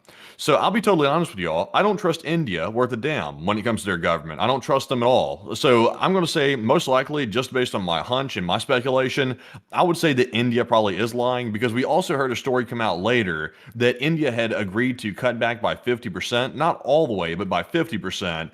And I think the Indians are personally lying about this. But once again, we don't have any concrete proof to say who's lying, but I would personally say I just don't trust the Indians on this one. I think they're making it up. But Enforcer, what say you? We all know for sure someone's lying here. It's either the US or the Indians. I would have to say, folks, like, no bias involved in this at all, rather than the fact that, India wasn't really exactly kind to us in our unbiased coverage of them in the Pakistan-India war. Outside of that, I would say that the Indians are most likely lying about this as well. I would have to go with that camp, because the Indians lie about a lot of stuff. They lie about practically everything. And that's what, like, I actually did not know that until recently when we covered the India-Pakistan border war, and they lied about damn near everything that happened, like every single thing. And then on top of that, they would start banning you out of India on Twitter and elsewhere if you said that what they were saying was a lie. So if you didn't agree with their lies, you were punished for not agreeing with them. So I'd have to be honest with y'all, at least because of the fact in the United States of America, you can still say that the government's wrong. And in India, if you say the government's wrong and it's just a bold-faced lie that they're saying, you get banned or you get punished for that, I generally would lean more towards the idea that the Indians are most likely lying about this than the United States. Because this isn't an insane sort of a proposition like India cutting off 100% of Russian oil. It was only 50%, which is still half. It's quite a significant amount, but it's not 100%. And now the Indians are saying that they don't even know about this at all and that it didn't even happen, which would be a little bit odd, because it's not an unrealistic sort of a statement that was made. So I would have to be and also, by the way, just real quick as a clarification, when we say the Indians are lying, we're referring to the government. I see some people saying that Indian people are liars. That's not what we're saying. We're speaking solely about the government, just to make that perfectly clear. The government has a history of lying about pretty much everything when it comes to conflicts, diplomacy. The Indian government has not been very honest with the United States, in my personal opinion. Yeah. Well, also, by the way, folks, I just got to clarify this. Whenever we talk about a nation like the Chinese, the Russians, so on and so forth, we're not talking about the entire nation and its peoples. We're just talking about the government, because the government represents the people. So, by extension, we just say India this, China that, Russia this, the Russians this, the Chinese that, the Indians that, and so on. But I would have to say that the Indians are most likely the ones lying in this scenario. We'll have to see. Someone said in the chat pretty well, we'll see by Saturday, and I would have to agree. We'll most likely see by Saturday who was exactly lying in this scenario, but someone is lying. That is for sure. We know that one 100%. But still, that's the situation that we have coming out of India, and that's everyone's opinions on that at the moment. And in the meantime, moving on over into the Middle East, we also were able to hear that a Houthi leader has been declared dead. It's this guy right here. Yemen's Houthis announced the death of the Chief of Staff, Major General Mohammed Abdul Karim al-Gamari. He had previously been named by Israel as a target in strikes against Houthi leadership, and it appears that he's officially been declared dead today. I also got to say that salute sucks. Like, that's a pretty bad salute. But beyond that, he's dead, so it doesn't matter. He won't really be able to have a lot of time perfecting that one. And it appears that the attempts at terroristic attacks on the high seas also won't be in his future either. A little bit unfortunate for him. But anyways, moving on out of that area and further on up into the northern part of the Middle East, we have also been able to hear of some very interesting developments up here. Many of y'all know that the Israelis just rounded out the whole Israel-Hamas conflict, and generally that appears to be going forward as planned. So, as a result of that, I gotta say this was a little bit of an interesting one. The criminal prosecutions were soon to begin again, because the conflict is over largely at this point. That was stopping the current Prime Minister of Israel from facing any sort of a criminal prosecution for some actions that he's done that were deemed questionable inside of Israel. So a new conflict has started today that will most likely postpone that again inside of southern Lebanon against Hezbollah. Hezbollah has pretty much gone into hiding after most of their leadership was wiped out by the Israelis about a year ago, and we've seen them hardly do anything. But the Israelis did start new strikes on southern Lebanon today against Hezbollah within the area, and they were quite significant. I've got to be honest with y'all, some of this looks like the sun was exploding on the surface of Lebanon. So here's some of the clips that we got of the airstrikes that we're seeing overnight. Whoa. Good lord. What the hell?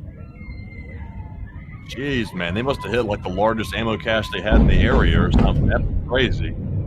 That's like a nuke went off. Yeah, I know, and there's another one that was even worse than this. Like, this was not the biggest explosion of the night. There was another one that happened, this one, that was even crazier. Take a look at this one. Damn. It's like a sun went nova. Man, in the words of George Takei, it's like a supernova. Honestly, though, that's crazy. So that was a separate one from the other one? Yes, this was different. Wow, that's insane. They must have found the huge mega ammo caches or something. Man, they found the arc reactors that Hezbollah secretly built in the south, I guess. We also got to see another explosion here in this clip.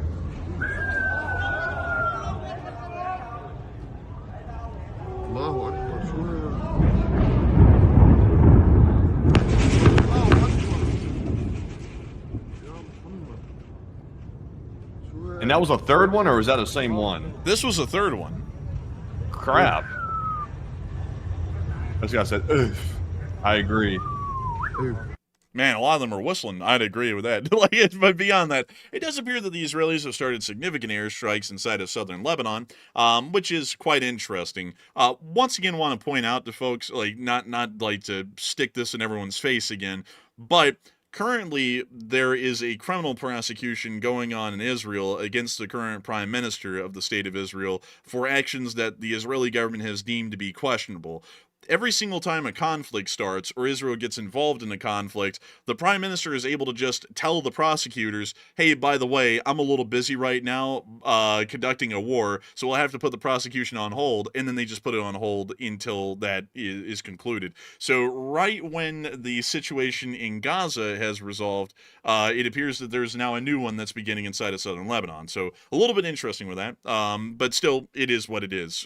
Whether they had a reason for that, we'll have to see what the Israelis say as for the reason why they started this new airstrike campaign inside of southern Lebanon. But moving on out of that, it is time for us to move on out of the Middle East and generally the Indian subcontinent and Central Asia in general, and on up and into the area of Eastern Europe, as we do have a large amount of news coming out of the war between Russia and Ukraine still. One, the Ukrainians have been conducting significant attacks on the Russians inside of Moscow, and we were able to confirm that there were more air raids being conducted on the Moscow Oblast. We did not get any video or picture evidence of air interceptions or targets being hit at the moment, and we'll be waiting on those and most likely see those by tomorrow. We also were able to see that there is a rumor passing around that the FSB chief is possibly gravely ill. Alexander Bortnikov is said to be gravely ill, according to 3 informed sources who spoke to Dutch journalist Julia Taratuda on the condition of anonymity.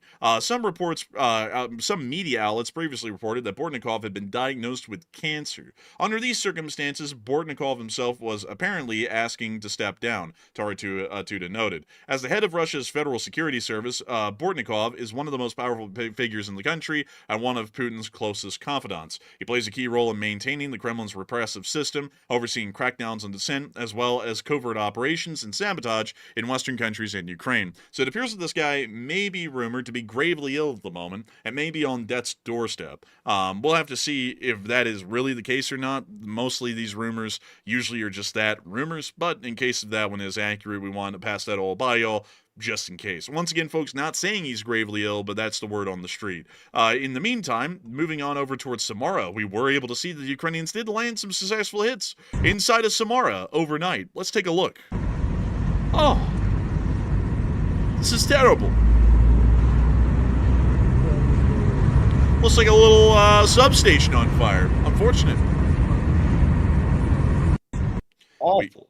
We also got to see in this clip the fire from a distance.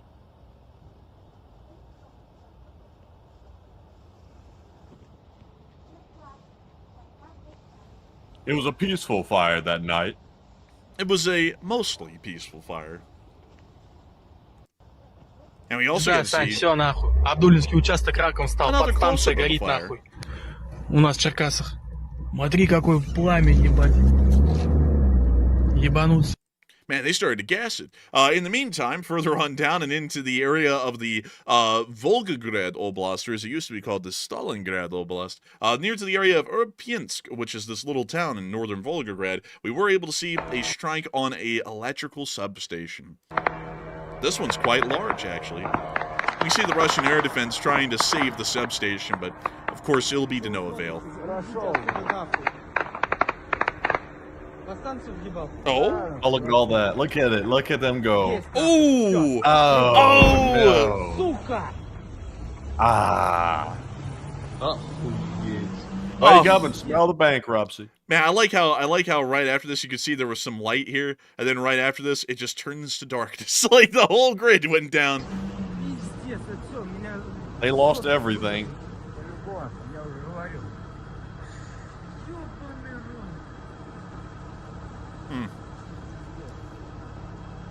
So, I guess you can't park there. I guess that's the end result. But moving on out of that and out of Irpinsk, it does appear that we also got some additional clips as well of the attacks. So here's some of them. These are just an amalgamation of the attacks on the substation in Volgograd and also the attack on Samara. So we don't know what location is for each of these clips, but this is just an amalgamation of them. You can hear those air raid sirens. Go hide in the bunker. Sounds like the apocalypse. We also got to hear this as well.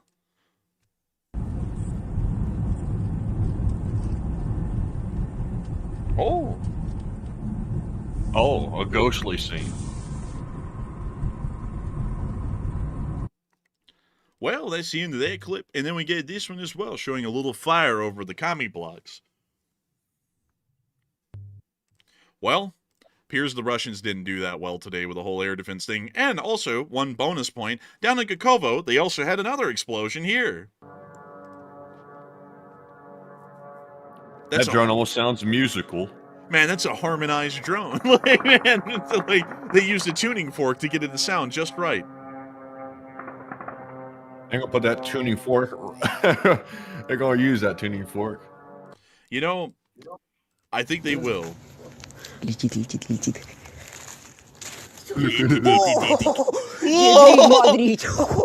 Сейчас будет жесткий бабам. Сейчас жесткий бабам будет. Да. Bruh, edgy teenagers, man. They can literally watch someone get blown to smithereens right in front of them, and they'll go, cool, like it is. Like, it's like, what the hell? Ты видел этот взрыв? Еще до этого ебашит. Так вот сейчас долбанет. Это там Гукова ебашит. Нет, это Гукова на вас. Гукова. Я замерзла. О, ты, Женя, ты видел, как Гукова сейчас выглядит? Ты можешь с Гукова, сейчас наши ебанет. That's generally the end of the clip, but still giving us a little bit of an additional look at what happened in Gukovo. Anyways, moving on out of Gukovo, we also get to see up in the area of Bryansk. The Russians apparently did fire 26 Iskanders overnight, and none of them were intercepted. Supposedly, they're using modernized hardware, and that's making it more difficult to intercept. And not only that, we've started to hear that the Ukrainians have been throwing around the accusation, quite loosely for that matter, that 80% of all critical parts in Russian drones are made in China. China, everyone, the Chinese menace, or the Kung drone, the Chinese virus. But beyond that, it does appear that a lot of people are talking about the possibilities of what should be done about this fact that the Ukrainians are alleging that 80% of all drone parts inside of Russian drones come from China. And Matthew, what are people thinking about that? And what are you thinking about that as well? So that's the claim. People are saying in Ukraine that 80% of critical parts in Russian drones are made in China, and what should be done? 69%, nice, said China should be sanctioned and punished, while 20% said nothing is really to be done about that. There's nothing we can do. And 7% said we should confront China with the might of the U.S. military. So I would say rule that last option out. We don't want to confront China with the U.S. military right now. That's not really a fight we really want to take on right this minute, or maybe ever if we can try to avoid that, because China would be a whole different ball game than playing with Russia. So want to avoid that one. So I would say there's really nothing to be done, to be perfectly honest. I hate to sort of take that cop-out answer, but there really isn't much to be done, because China is basically doing what the U.S. is doing with Ukraine. China is giving their buddies in Russia all kinds of drone parts and all types of dual dual-use goods that they use in the war. The U.S. is also sending weapons to Ukraine. So it's become a proxy war, basically, between China and the United States, and Russia and Ukraine are in the middle of it. But, you know, it's pretty much nothing to do about it. It's just pretty much the status quo, and we'll just have to accept that and sort of just work around it. But Enforcer, what say you? I'd have to say I would be with the 20% as well. There really isn't a lot that we can do about that at the moment, and that really is what it is. So like, not really much more of a point to expound on it, but I hope that does address that well. And moving on from that and into the area of the Kursk border, we saw something interesting. The North Koreans are still here. Oh, they're still out here? I thought they were pulled off the line. Apparently a small number of them are still around, apparently, at least from this footage that was seen today from a Russian FPV drone. This is clearly a North Korean operator. It's kind of wild. Oh, look, they got a stack of FPVs right there. Apparently the North Koreans are getting involved in the whole FPV business, you know, at least operating them on the battlefield. So that's all interesting to know, and we'll see if we get any more information from there. But that's the first glimpse we've gotten of a North Korean in Kursk since way earlier on this year when most of them all got killed. Anyways, moving on from that and into the location unknowns, we also got to see a Yak-52 of the Ukrainian Air Force, basically, doing a little bit of drone tipping. This is like cow tipping, but funner. Look, bink, and there goes the drone. Oh, man. Yak, you already know. Man, you already know, man. When you got to get that drone back, you get a yak. But moving on from that, we also got the Russian casualty report for the past 24 hours, and it was looking quite good. Mr. East Keeper of the record stated that 416 drones is the 7th highest daily loss. Troop losses are consistently over 1,000 recently, and armored personnel carriers are increasing in number. And they certainly are. Over the past 24 hours, 1,080 Russian soldiers have been wounded and killed, along with 9 APCs, 139 supply trucks, 2 main battle tanks, 42 artillery pieces, and 416 drones. All in all, a pretty good day overall. And speaking of a good day, the front lines were generally showing that things are going somewhat well. Near to Drukivka, or specifically Chasiv Yar, we were able to see the 24th Mechanized Brigade operating one of their tanks in the area and doing a little bit of work. You see the tank of the 24th Brigade moving through the fog.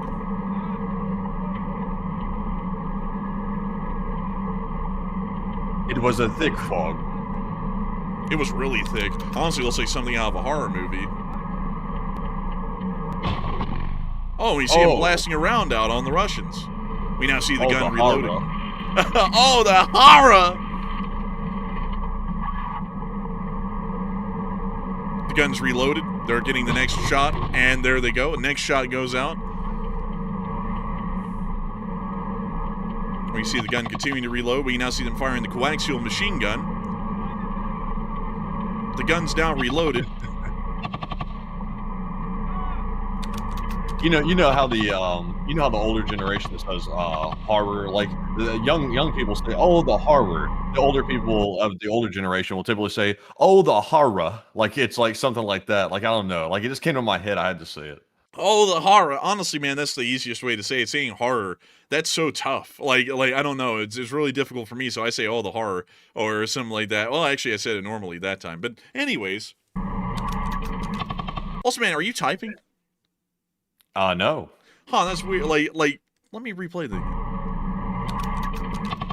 What the hell is that? Do you hear that? It's like a keyboard clicking. It's like a typewriter. Yeah. Man, my keyboard does not sound like a typewriter. Bruh, Blood's out here driving the tank and typing up a little letter with a royal typewriter or something. That's like, what the Man, hell? he's getting the after action report written before the battle's even done. Bruh, dude. And he's doing it in style, man. He's doing it in style.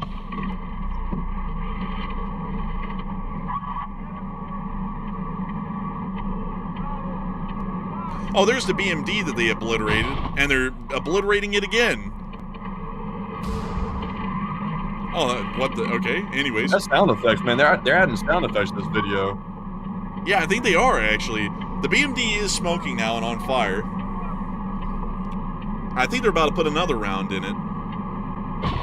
Oh my god, they did. And they're with the ammo. And they're adding sound effects. The sound effects, the sound design's a little out there. We now see them firing HE rounds into the tree line behind the BMD.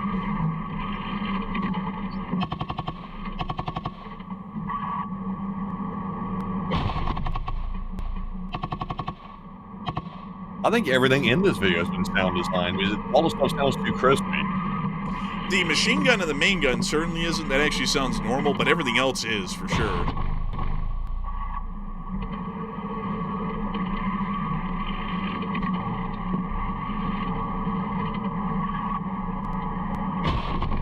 Man, they're just making sure to get rid of all their ammo at this point. They're just saying, clear it out, use all the HE.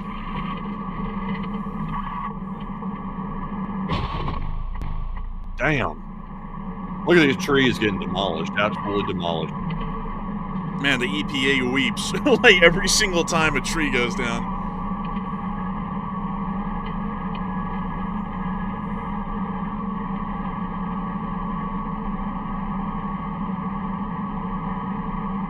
We now see them going at full reverse speed, by the way. That's about 3 miles an hour, which for most Soviet main battle tank designs, like this one, which is the T-64, about a reverse speed of about 3 miles an hour is actually normal. So they're reversing out full speed, and that was the end of the clip. Unfortunately, we did get to see the Drukivka south of Kramatorsk was hit overnight by some strikes. When you see the Ukrainian air defense firing up, trying to defend the skies, unfortunately it does appear that one drone did make it through.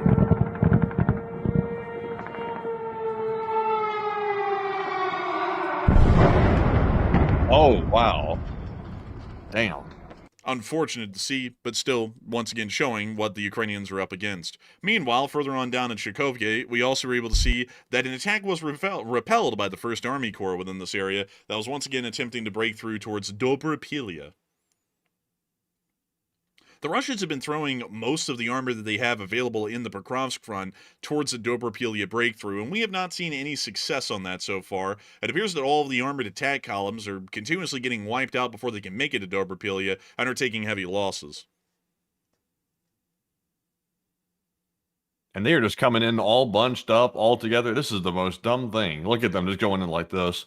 Like a conga line, like straight into death. It's crazy. They never have stopped doing this through the whole war. It's a hell of a lot of them, too. Like, they're really just trying to just push people at this problem at this point. It's really a meat grinder. Ooh, and there went one of them. They just ground some meat.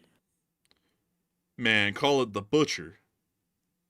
The butcher of Baghdad? No, the butcher of Dobropilya. The beast of Dobropilya. You know, like the beast of Kandahar. You remember that whole thing?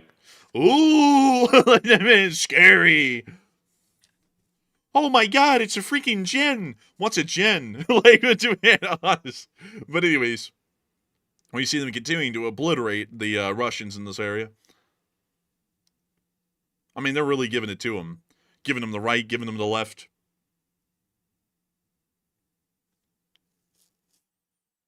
Y'all ever heard of a gen?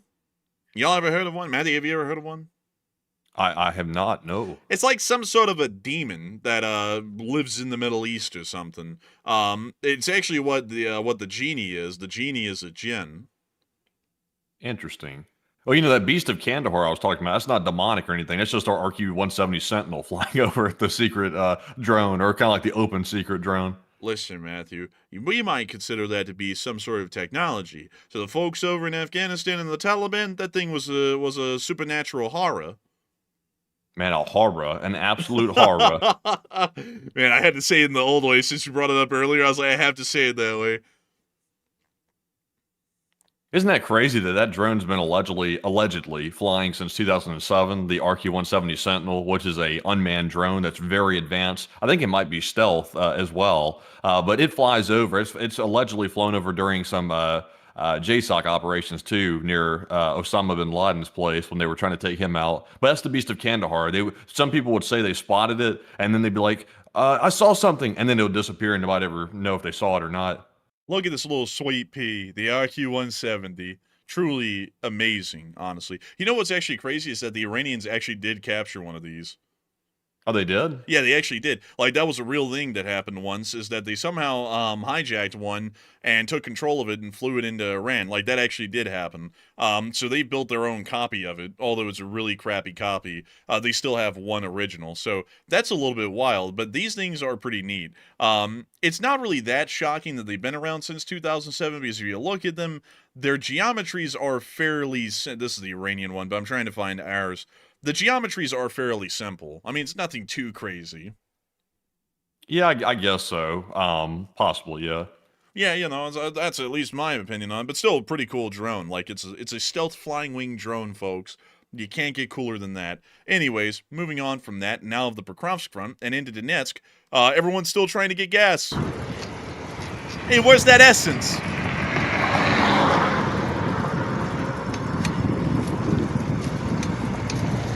This guy's resorted to riding a bicycle. You can hear the gears down there and the chain.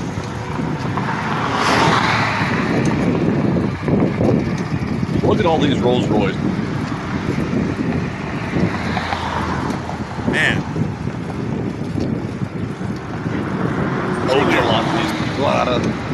Man, truly Russia's finest here.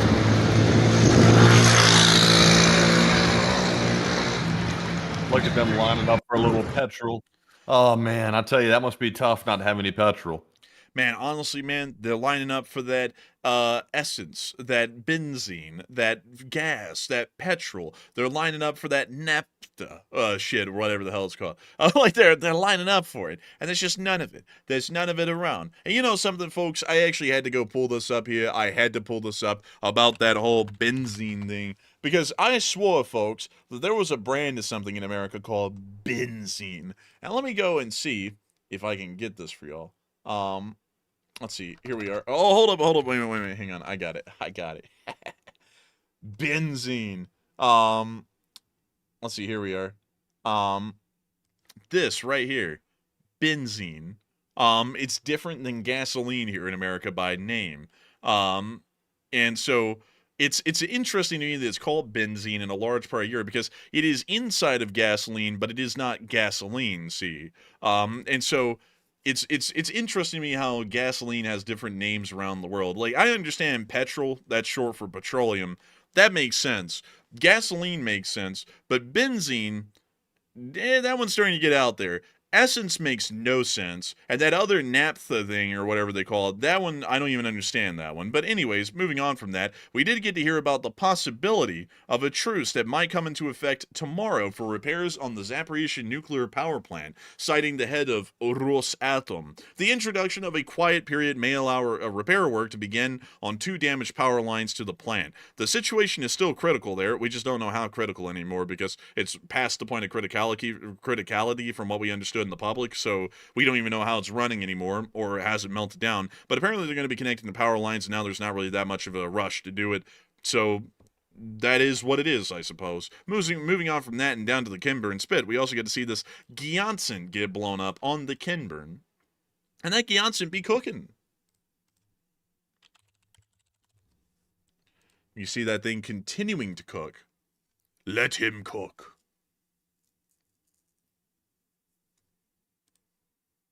Let him cook. They're cooking. Like, ratatouille. Oh, look, a little fire down there.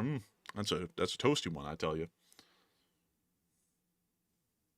This is an absolute kitchen nightmare. Look at this. Man, I mean, it's insane, honestly. You burned the lamb sauce. Also, by the way, man, I got to get us prepped for this.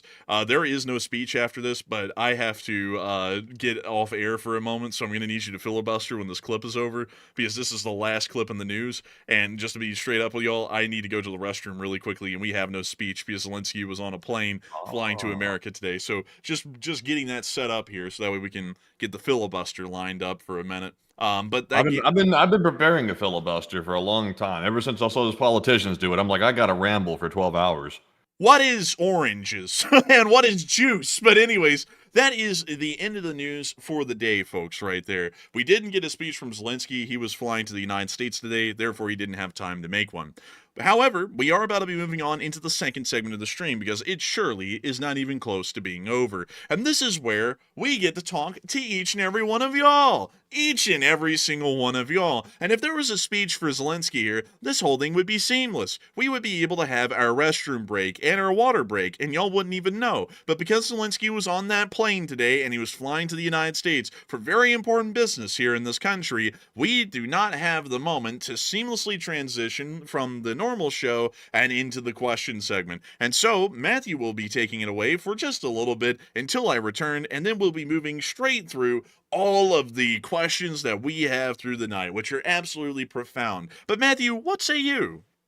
All right, so you go and have your time off the air. It's time for a filibustering. I want to start off by thanking everybody for making this stream possible, because without the people of the LSA, it would be impossible to run this show every single night, and we appreciate everyone so much. And this is a whole of stream approach that can only be done with the might of the American people behind it. But in all seriousness, though, in the meantime, while I filibuster here, I do want to tell you all about something. There is a documentary coming out. It's going to come out on November the 21st, and it's going to be something y'all want to watch. It's a disclosure thing. And also, by the way, I know some people are going to be like, the whole disclosure of alien life and stuff like that, I don't know if I really buy it. But this is one you're going to want to watch, because it's got 34 government officials from the U.S. government that give their testimony in this thing. It's been in development for a very long time, by the way, and it's finally got a release date for November the 21st. I've personally been waiting on it. It's called Age of Disclosure, and you're going to want to watch it. I know it sounds conspiratorial, but it is something very interesting to watch. And in fact, there's current members of our current government that are currently in service in the executive branch that even give their testimony in this documentary. So it's going to be very interesting to watch, because it's not just some random people saying it. It's going to be people that are actually government officials. So I'll be very curious to see what they have in it. The trailer looks interesting, but I'll be curious to see if they have any real new footage in it, or if they have any real proof that they can show people, other than just simply mere speculation or just, vague statements. So I'll be very curious to see that, and it's going to be coming out, I think, on Amazon Prime. I think in some U.S. theaters too. I'm not really sure, but y'all can go find it though on their Twitter page. But Enforcer, have you heard of that, by the way? If you're back, I'm not sure if you're even back yet. Man, aliens before GTA 6? Man, it's crazy. Like, everything's happening except for the release of that shopping list. Crazy. But beyond that, I have to say, I did hear about that a little bit, but of course, all of y'all know, I'm not really too interested in the whole thing about aliens, whether they do or don't exist. I don't really think it affects much of anything, so I don't really find much interest in it myself. But I did hear about it, and it does sound like it's going to be fairly interesting. Yeah, and also, by the way, it's and I'm not going to mention the people by name, because I know it's going to get turned political once I do that. But these individuals here that are making these statements in this documentary, they are serving on the national intelligence committees in the Congress and in the Senate. So they're not just your average run-of-the-mill Joe that's like running down the street talking about they saw a UFO or something. These are individuals that have the security clearance to know properly what they're talking about, and apparently they've chosen to share some information. So y'all can make your own conclusion on it, by the way. There has been in the past, I want to acknowledge this, by the way, there have been in the past government initiatives to basically spread the UFO theories, because it gave a good cover for classified defense projects. That did occur back in the day, and some people allege it's still going on today. So it could be maybe a psyop. I know some people are going to say that, but it is worth a watch. And also, I'm not affiliated with them whatsoever, just to make that clear as well. But it will be something to watch. I'll certainly be watching it as well on the 21st. And it does sound like it's going to be really interesting. But of course, folks, I'm just not really too big of one for them. Like if they do exist, that's cool, but they haven't really affected my life personally. And if they don't exist, they're not affecting my life personally because they don't exist. So generally, it's a fascinating thing, but I'm not really too big into it, folks. It's kind of like the folks who say, does Bigfoot exist? It's like, does it? And does it really matter? I mean, if it does exist, it's so elusive, it doesn't really impact anyone. And if it doesn't exist, it doesn't exist, so it's not anyone's problem then anyways. The one thing I will say, though, folks, that I am actually concerned about is the existence of Mothman. Because Mothman is actually kind of scary. The fact that it's a man that's like half man, half moth, and flies around, that is actually somewhat scary. And the eyes glow red. Like, that's one that I think we ought to get to the bottom of. I think that we need to send the army in with some AIM 92 Stingers, and when we see that thing, blast that little thing out of the sky, because we don't need that thing flying around West Virginia, because West Virginia is already scary enough as it is. We don't need some flying freak abomination out there as well. But with that, I hope that's my 2 cents on anything that's in the more mysterious, or the more, I guess you could say, what would we call that, Matthew? Rather than mysterious, the more supernatural, maybe. Although aliens aren't really supernatural. But anyways, It is also. Also, by the way, I just want to say this as well. All this footage that y'all seen floating around that the U.S. military's released, like for example, the orb is a famous one. The orbs have been spotted over Afghanistan by the U.S. military. They've been tracked on thermals before. They've released all those clips and footage, and I'm sure they have more, but they've released some right now. But also, the one that concerns me the most is this footage that we're currently seeing some sort of unknown craft flying over nuclear installations in the United States. So that one there was specifically addressed in the trailer for that documentary, and I'd be very curious to know more about that. But at the same time, though, here's another catch. What if it is simply the U.S. government testing something, and they're simply saying all this junk about alien life just to, sort of put the wool over everybody's eyes, so that way you don't think, oh, the U.S. is testing something, and instead everybody puts forth this alien theory. That's always been my question, if it's some type of psyop to distract people, but because it has happened before, and it has been propagated before, that whole theory. So I don't know. And the enforcer seems very skeptical of the whole thing. I'm not totally skeptical. Like I'm open to all possibilities as long as there's some type of sensible evidence behind it. If there's no evidence, then it's just a bunch of speculation that's meaningless. So maybe there will be evidence, maybe there won't be, but we'll find out. I'll just be honest with you. I'll just give my 2 cents. I'm not really a big believer in aliens or even the idea of aliens existing.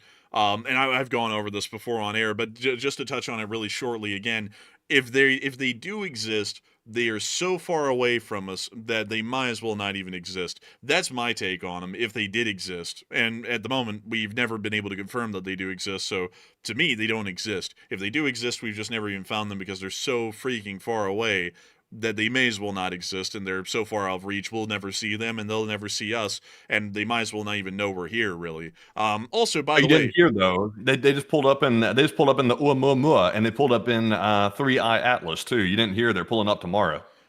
Oh, real?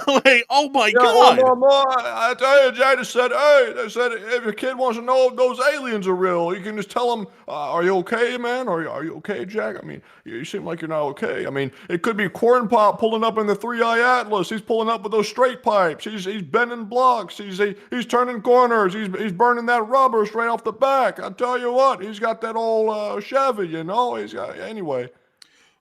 A man on the moon, stacking jars in the spaghetti store. Look, you gotta understand. The Himalayas, the Modi, Gandhi, Gandhi Bondi. The weird thing is the aliens must be in that Gucci. They're into that luxury goods because they got the 3i Atlas with the moon roof. They said, "Oh, we want the top. We want the top to go back. We want that top model. We're not going for that small trim. Come on, man. I mean, some of the big one. 3i Atlas Supreme model. Come on, man." Look, you got kids asking about a man on the moon or moon rocks or whatever, but you got to come up with a currency and the gold on the meteor and the stars on the comet anyway. But also gold on the meteor. Man, if there's gold on the meteor, I'll take some. It's going for 4,300 right now. We got a dripped out meteor. But anyways, I have to show you all this. The Mothman. Really weird. What the hell is this? That demonic looking thing right here. Now, if the aliens look like that, they can go right back to wherever they came from. This is the Mothman, and this was apparently out in West Virginia in like the late 60s, according to the legends. It was reported by some authority there was some sort of weird flying creature in West Virginia, and they think it was probably a stork nowadays. But this is what they kind of came up with from like the descriptions of everyone who supposedly saw the Mothman out in West Virginia. This is what they say it looks like. Now, this is something like most abnormal supernatural things, they don't really bother me too much, like the skinwalkers, because those just wander around in the downtowns of most cities every night. But one thing that I would say is that the Mothman is quite scary, just because it looks like this. Like that thing is that thing is a little bit odd. This thing definitely doesn't look like your average tweaker that's stripping the copper out of the AC units. This thing's got some menace behind it, and that's why I say we ought to send the Army in, if we're sending them anywhere, to West Virginia to find this little thing and blast it out of the sky, because this thing scares the hell out of me. I'm like nightmare fuel right here. Yeah, I'll tell you what, right there, it's got eyeballs like a politician just came across a lobby that's offering them some fresh money or something. Honestly, bruh, this thing's got eyes that are so red, it's seeing commie vision. I tell you what, this thing's about to start reciting Karl Marx verbatim right off the top of its head, straight off the dome. Bro, this thing's about to whip out the little red book and tell you about all the wonders of Mao Zedong and Maoism or something like that. Honestly, very. This thing right here may not be a looker. It may not have the face to be on, like a podcast, but it would make a damn good like subject for a propaganda poster. Like, like the Red Scare and stuff like that. Put this man on there. He's got a future in modeling for propaganda posters. I'm telling you.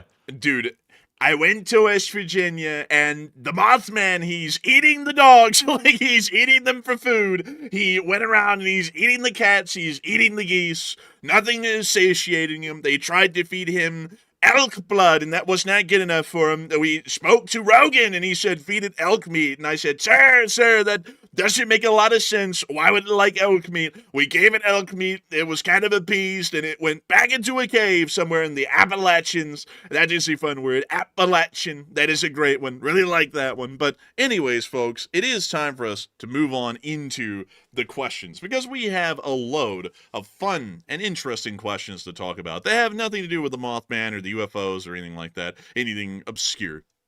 Although UFOs really aren't obscure, everyone always talks about them. But beyond that, it is time for us to move on into all of the questions that we have for the night. And we still have quite a plenty of them, and we want to make sure to get to all of those super chats and as many live chats as we can. So, Matthew, what do we got? Now, see, that's what happens when Matthew, or Enforcer Matt filibusters, is he jumps on UFOs and disclosure and things like this. So anyways, but we're moving on to our next super chat here. Jumping right back into our super chat segment. We're fresh out of polls. This one goes to Joseph M. Sika, who puts in a $200 donation, by the way. Absolutely crazy massive support right there. And a huge shout out to you, Joseph, for supporting the channel bigly tonight. And we do appreciate that very, very much. And Joseph said, Tom Brady versus the world. Damn. Go. Why did he win? Oh, that was a match that actually happened, is it? He said, very simple. It's resolve. Where a person cares and worries about everyone around them. And I know most hate, too strong a word, when you care about everyone around you. And I thank you for the massive support, Joseph M. Sika. And I gotta say, that is quite interesting. I don't really know a lot about football, me personally, but it sounds like you have a very high opinion of Tom Brady. Apparently, he's got that resolve in him. And I'd have to say, he has to have that resolve in him because I think he has more Super Bowl rings than just about anyone else on the planet. So humongous thanks to you so much for the incredibly massive support and the kind words, because you help us to keep this thing running. And you are the small guy. You were huge into the smalls back then. And I gotta say, it's always great to have you around. And a big thanks to you once again for support and helping this thing to keep on rolling. And with that, folks, it's time for us to move on into the next one. And our next super chat goes to Ron Lindberg, and Ron puts in a $100 support, and thank you very much, Ron, for also generously supporting the channel and helping to keep it going. We truly had some massive supports tonight. And Ron said, I had a good question for you guys, but YouTube blocked it in the super chat, and it was not bad at all. And also, Ron, apologies for that, by the way. Sadly, we can't control the YouTube moderation of the super chat, like statements that are put in the text box. But if you want us to answer that question, though, you can simply tag me in the live chat at Enforcer Matt and put your question behind it, and we will ask it because we want to answer your question. But Enforcer, what say you? And I would agree. We definitely want to answer your question. I'm sorry that YouTube does that. I don't know why they're getting so militant about enforcing what can and cannot be put in super chats. It's a little bit weird. It used to not be like that. It's been getting more restrictive over the years. But if you do want to ask that question, just send it to us in the live chat and we'll circle back to it immediately and answer it once we get it. But a humongous thanks to you so much once again for support, the incredibly massive support, and helping this channel to keep on running tonight. And I gotta say, folks, tonight was a crazy night because we've gotten so many massive super chats from folks. It's unbelievable. And I gotta thank all of y'all massively, not only the massive super chatters, but all the super chatters for enjoying this channel and supporting it, because y'all help us to stay on air and keep this thing running. And also, you know what's crazy, folks? I was looking at this in the midst of a video that we were watching because I haven't looked at this lately, and I was like, how are we doing? What's going on around here? Are we still around? Are we there? Are we not there? What's going on? And crazily enough, once again, we are number 36 in America for the top live streams, which is crazy, folks. We're well up in the top 50 these days, and it's just really crazy to think how far the channel's made it, because we used to never even be in the top 100. Now we are usually in the top 50 or the top 30 even most of the time. And it's really crazy, and I got to thank everyone who's been here and enjoying the channel, everyone who just watches in general, because y'all are the reason why we end up getting that high up in the ratings. And also on top of that, I got to thank all the folks like Bobby43 and Joseph M. Sika and everyone else who's been supporting this channel tonight with y'all's massive support, because y'all help us to be able to keep working on this thing every day, to keep it on air, and for people to know it as a reliable source of news. So a huge thanks to y'all so much once again. And I got to say, folks, it's just really bizarre. Like, I don't mean to point this out over and over, but for me, this is almost like a dream, honestly. Like, not in like this was my dream of what to achieve in life, but it's like a dream to think that we're in America, at least on YouTube, the 36th largest voice in the country yesterday on this platform, just talking about what we've been talking about for 1,331 days. And it's like, that's just weird. But still, a humongous thanks to y'all so much once again for watching and also supporting the channel, because y'all helped to make this a reality and make this something that actually happened at some point. So a huge thanks to y'all so much once again. And with that, we are on to the next one. All right, and our next one here is going to go to none other than K-Dub Janky, who puts in a $50 donation. And thank you very much, K-Dub Janky, as well for that support, and also being a longtime channel legend. And K-Dub Janky said, I'm swamped with dad duties, but I'm catching the broadcast the next morning when the kids are at school, and long live that marmot.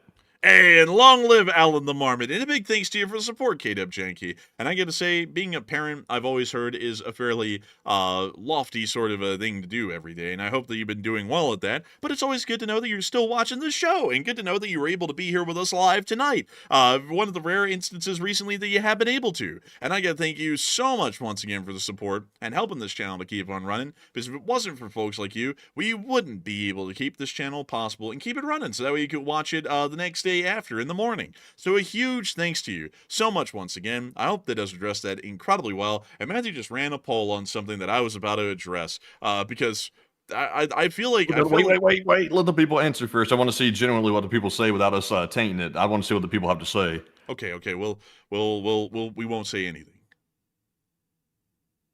Oh, I'm just playing around. Like I did that intentionally, but beyond that, we'll wait to see what y'all are saying about that. But right now, folks, there's a big question on your thoughts on gold. And there's a poll up on it. I'm not going to say anything more than that. I'm going to let y'all decide, and then we'll talk about it because it's a really interesting sort of a thing, people and their thoughts on gold, at least. But anyways, with that, I hope that addresses that somewhat well, lets y'all know about the poll so that we all can vote on it, and we can hear what all of y'all are thinking about it. But with that, we are on to the next one. Oh. I had to do it. I had to do it. We had the quiet moment. Honestly, if I had my hand like ready to go on that soundboard, I would have done it just a minute ago when you did that silent thing. But anyways, jumping into our next super chat here. This one goes to Joseph M. Sika once again. He throws in yet another massive support, a 50 this time. And thank you very much, Joseph, for that support. He said, and when you become a Tom Brady, and also Joseph thinks very highly of Tom Brady, and he said, look at what that kid did. And he hearts Patrick Mahomes, I think. I'm not really sure. Mahomes, yeah. And he said, I hope he's the next Tom Brady, but you can relate military to sports, and both you want to be on the winning team, and it's not how you can give, it's how much you can take. And LSA. And thank you so much for the incredible support once again, Joseph MC. And I have to say, that's some very interesting takes. And I got to thank you massively once again for helping this channel to keep on running and supporting it, because you help us to be able to be on air and I guess in a sense kind of be the Tom Brady, I think is what you were trying to say, or the Patrick Mahomes of the news reporting world. So a big thanks to you so much for the kind words and the support and also the encouragement using Tom Brady as an example. So a huge thanks to you so much once again. I hope that does address that the best we possibly can. And also, folks, I think it is time, I think, Matthew, that this poll has matured quite well and has gotten to the point where we can talk about the results. And so, Matthew, what are people thinking about gold, and what are you thinking about it?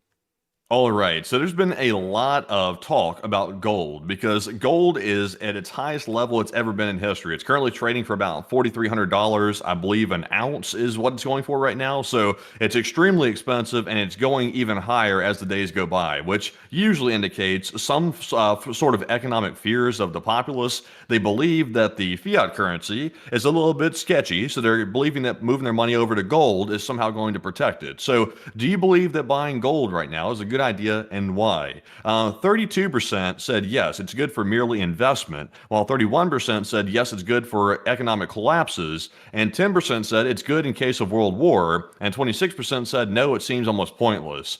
And for me, I have a hard time understanding why people are buying so much gold and sending the price sky high, because while gold is usually a good a reserve of value, because for example, the U.S. dollar has no real value; it's just a piece of paper. It's the spirit behind it that gives it value, and also the U.S. government that backs it up. So I understand the premise behind buying gold, but the problem is though, if the economy collapsed, that means the entire world has gone into economic collapse. So people are going to sort of go back to like the Great Depression era. It's not going to be people trading gold for stuff. It's going to be people bartering for things that are essentials and also merely trying to get by. I doubt people are really going to want to buy gold because obviously it's a time of hardship and they're going to want the basics, the essentials, instead of gold. So I understand it makes people feel better to buy it, but to me, I'll be honest, I'm kind of in the minority here. I'm with the 27%. It seems almost pointless in the situations that people are worried about buying gold in. But Enforcer, what say you?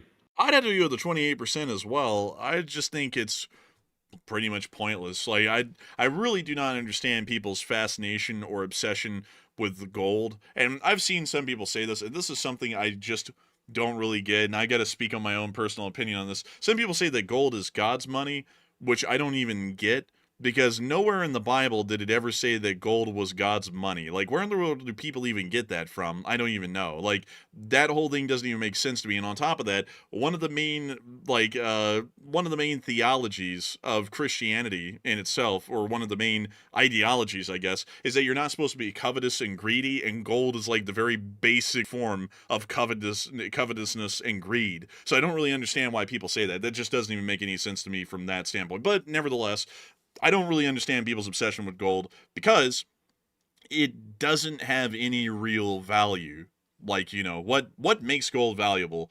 It's the belief that it's valuable. I don't think people ever understand that. And some people are like, no, gold really is valuable. No, nothing is actually valuable. Everything in the world has a set value to it based off of your belief that it has value. You could make toilet paper the most valuable thing on the planet and trade it as a stock or a commodity just like gold, as long as enough people believe that toilet paper was the most valuable thing on the planet. You could actually do that. And so I just don't really know why a lot of people think that gold is the craziest thing, because, for that example, when in the world, in, like, for example, in the Great Depression, like Matthew was saying, he's dead on the nail with this historically, when in the world did everyone go, oh, the economy has collapsed, let me whip out my gold doubloons and go around and buy a chicken with a gold doubloon? Nobody ever did that. They would go, I have this, like this item, like some eggs, can you give me milk? I'll trade this amount of eggs for that amount of milk, and then they make a deal. And that's how it was back then. Nobody just went around in the Great Depression going, oh, yippee, it's a good thing I saved up all these gold coins, because now I'm going to go around, I'm going to paint the town red, I'm really going to buy up everything. Nobody did that.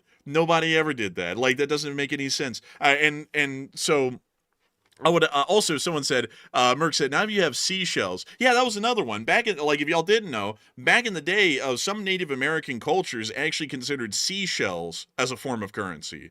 Seashells are completely useless, like, have no real value at all for anything. They don't even have a real, like, an actual utilitarian value, but because some Native American tribes ascribed a value to seashells, that was their currency. And they would use it like a dollar. And that's the same thing with gold or anything else, because, you could ascribe a significant value to copper, and then that becomes the currency. As long as you set a value, like a base value to anything can be used as a currency. Then it becomes a bartering system at that point. And what amount of this material currency do you want to trade for another form of material currency, some other form of a material item? So I just have to be go ahead. I see the value in gold as a commodity. Like, for example, if people are trading in gold, like to, kind of like how you day trade stocks to a certain degree, you're trying to make some money off of selling it, buying it, selling it, like that. I can understand that type of mentality as an investment. I can understand it. But if people are buying it for the sole reason of protecting themselves during an apocalyptic scenario, or like, for example, a apocalyptic economic collapse in the United States, I just don't understand that, because nobody nobody's going to want the gold. I hate to break it to people. Nobody's going to want it because you got to be able to eat. That's like the basic three needs that humans have to have: shelter, food, and water. I think that's three major ones Food, right water, there and that's shelter, listed out. Yeah, that's food, water, and shelter. That's going to be the main ones that people need. That's what people are going to be trading for and also trying to vie for. Some people will try to take it through force, and some people will form alliances so that way they can sort of protect all these things they need. And they're not going to say, let's go hoard the gold in the gold mine. That's not going to help them. They're going to die if they're hoarding gold in the gold mine. They need to hoard a little bit of food and things like that. So rather than it being an investment commodity, I just don't see like why people are doing it. The one thing that does concern me though is apparently people are panicking bad, because for people to be buying gold like they're buying it right now in the United States, people must be expecting something horrible to happen. So that tells me a little bit about the state of the psychology of the country right now. Apparently the country is not very confident in us doing well because they're panicking. Also, by the way, I saw some people say this in the chat. I had to go check really quickly. Some people said, well, if you're going to claim you're a Christian, at least read the Bible. I just Googled it really quickly. Where in the world in the Bible did it say that gold is God's money? Literally, there's no reference in the Bible to gold being directly ascribed by either God or Jesus as their form of currency.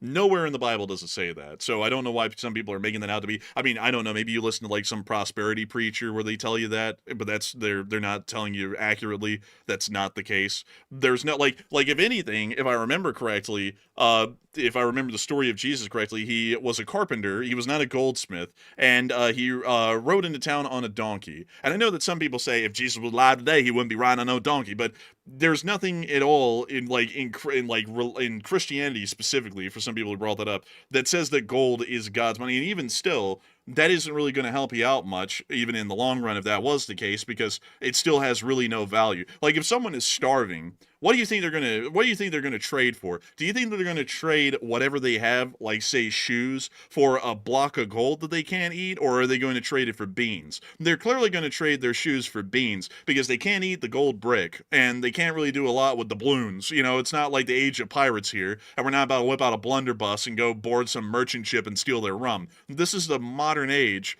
and there really is no real purpose to gold. Like, it has really nothing to it at all. Like, and that's another thing that I don't get with people saying, oh, the US dollar is a fiat currency because it's backed by faith only, and it's not backed by anything physical like gold.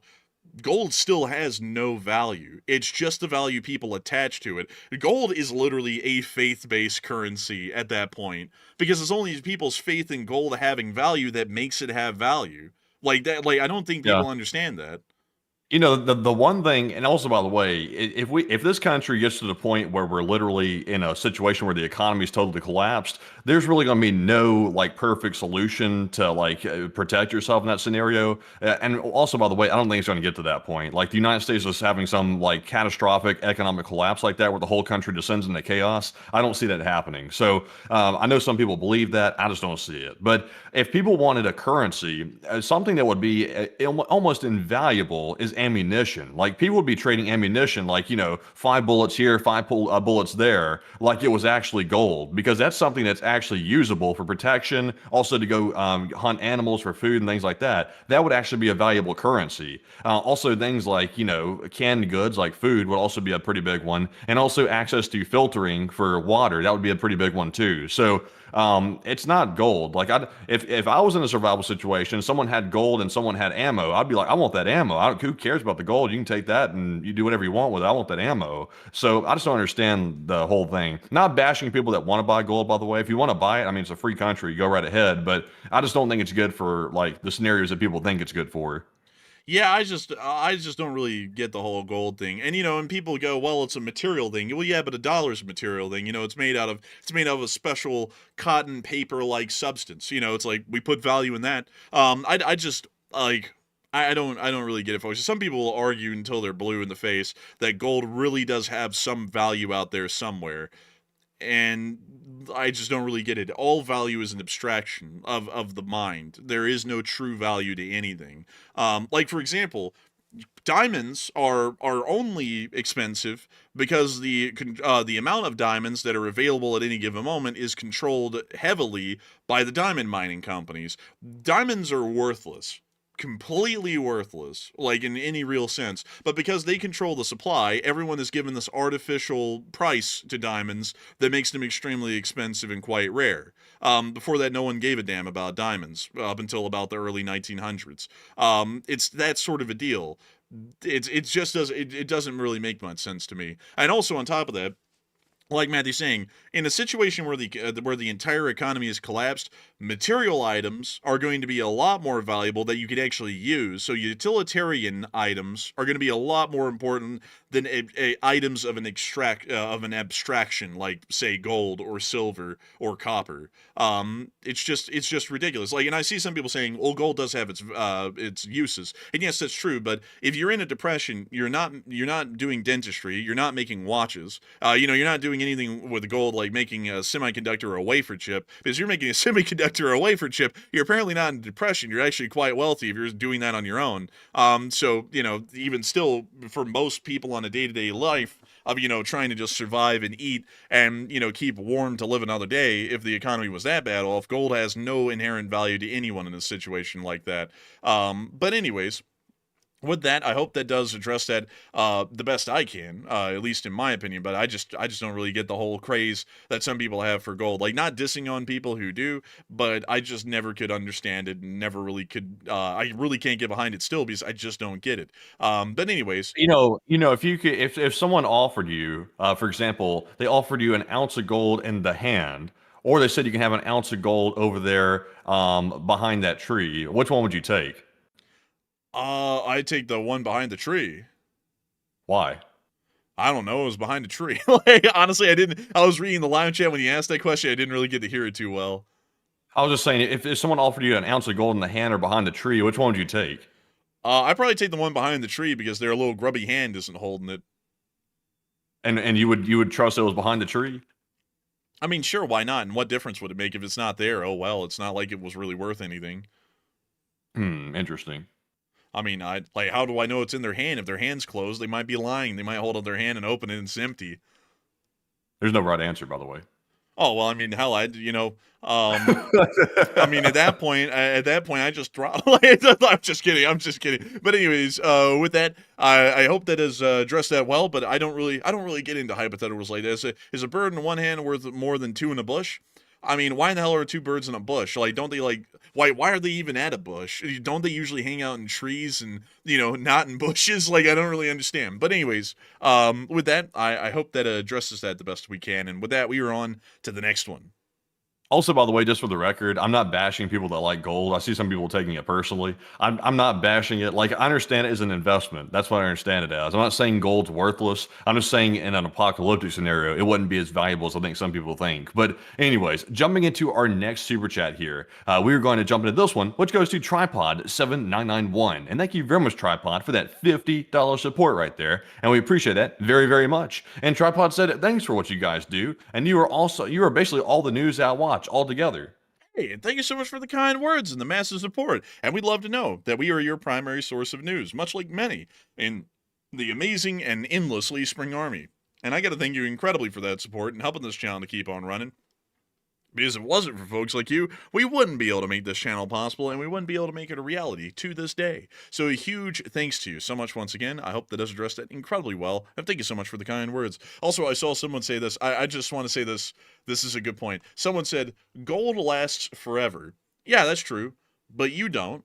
We all are going to die one day. So what does it matter if gold's still around 10,000 years from now? We just need it for like 60 years or 70 years until we die. And especially in a bad economic situation like that, you can guarantee your life expectancy will be shortened down tremendously, probably into the 50s. So you don't even need a currency that lasts forever because none of us are going to last forever. We're all going to die someday. Then again, it's like circling back to that. It's like, what would be the point of gold? And also another thing that I have to say is that paper-based currency has been around in the United States of America since the nation's inception. Way back when the economy was entirely different, before the industrial era even reached the United States, we were still working with paper-based currencies. And so I would say if it's been working for 250 years, why in the world would it stop working today? You know, it worked in every other economic depression that we've ever had, like the Depression of 1890, the Depression of 1870. It worked in the American Civil War, it worked right after the Revolutionary War, it worked during World War I, World War II, and the Depression, if people were even using it at all at that point.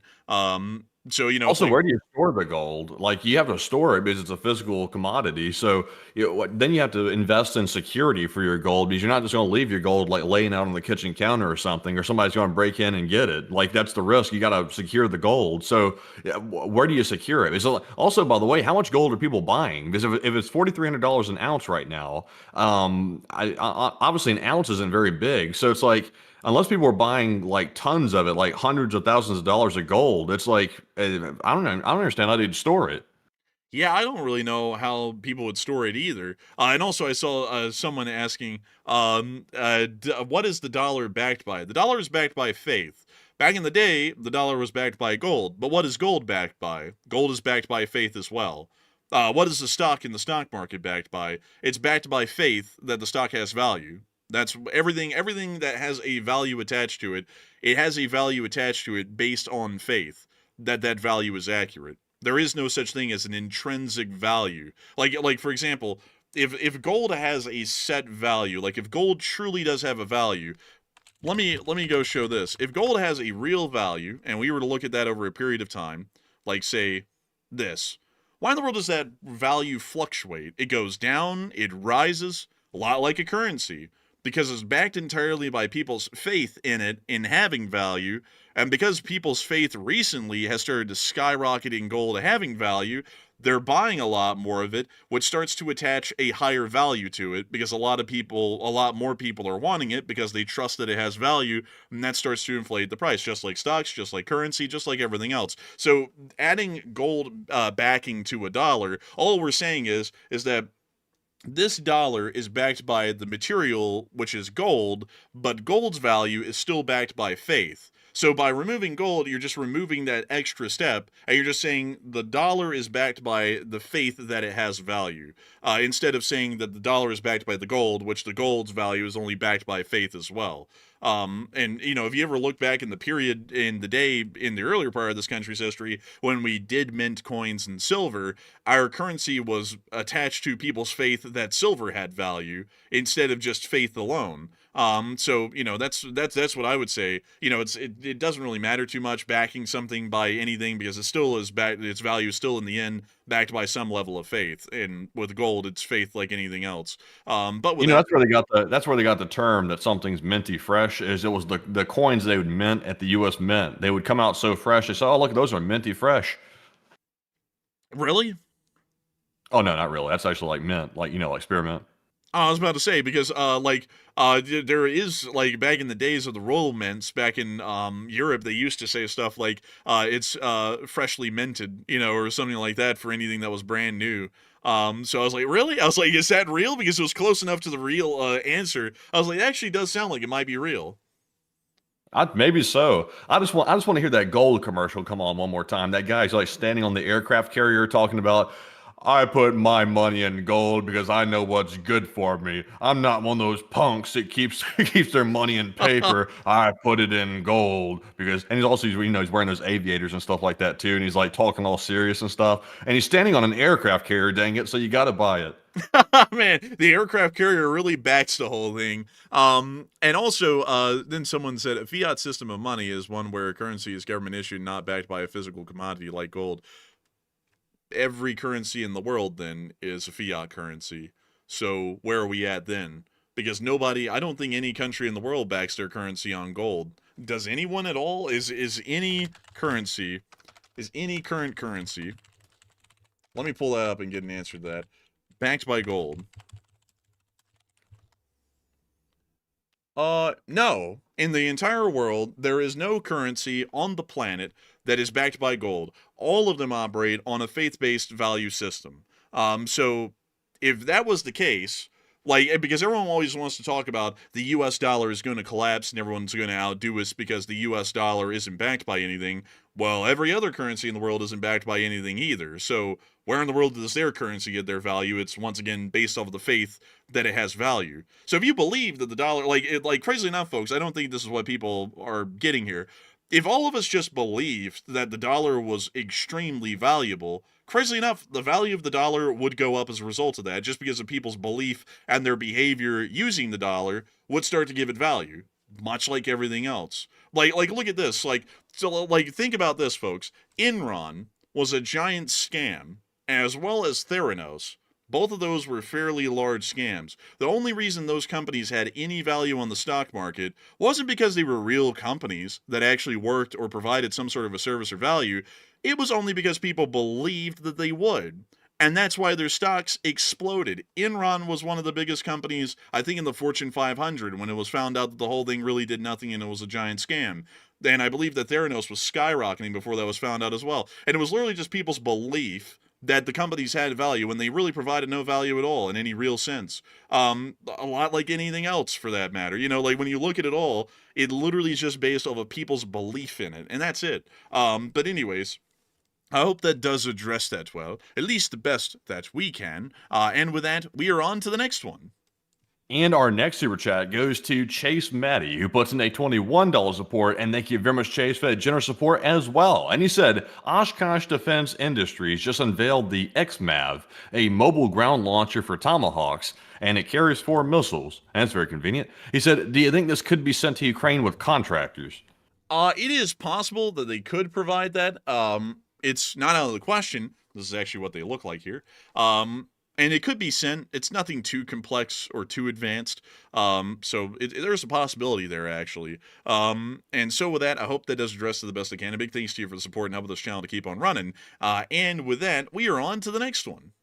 All right, so our next one also goes to Rowdy Basswood, and Rowdy put in a $20 support, and thank you very much, good sir, for also supporting the channel. And I was just double checking to make sure you did not leave a comment, which I don't think you did, and you did not, but thank you very much for that support nonetheless, and we do appreciate it. And Enforcer, what say you? And I got to say a big thanks to you so much once again for the support and helping this channel to keep on running. Because if it wasn't for folks like you, we wouldn't be able to make this channel possible, and we wouldn't be able to keep it running. And so a humongous, tremendous thanks to you so much once again. And with that, we are on to the next one.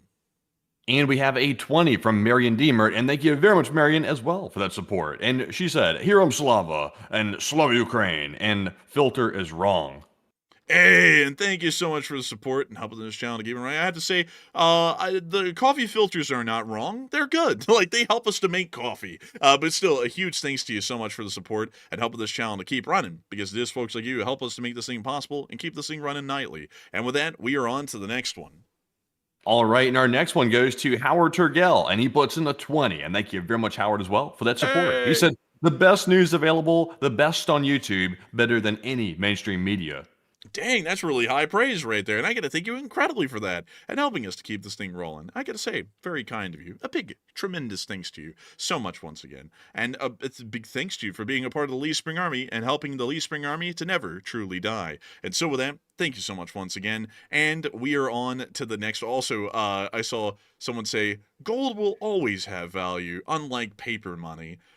But the thing, the value, the price That is true to an extent. It's true to an extent, but everything's always going to have value. You could literally say copper is always going to have... Well, not a currency. A paper currency is not guaranteed to always have value. Gold will always have some value of some degree because it's a commodity. But at the same time, though, you could attach that to any commodity. You could literally say, like, coffee grounds will always have value as opposed to the dollar. Like, you could literally say that about anything. And it's like, if, like, people keep on acting like gold's value is, like, fixed, like, guaranteed, always fixed. If that's the case, why does this graph show these massive variations in value? Like, it used to be back in 2015, $1,000 an ounce, just about. Nowadays, it's gotten up to about $4,000 an ounce. It's like, if it has a it just went down. It just went down. Oh, God. Oh, God. But, like, the truth is, folks, if it has a real value to it, why does the value fluctuate? Like, why does it fluctuate? It fluctuates like a US dollar compared to another foreign currency because it is faith-based, like everything else. Like, let me show you this. CSX stock. Look at this right here.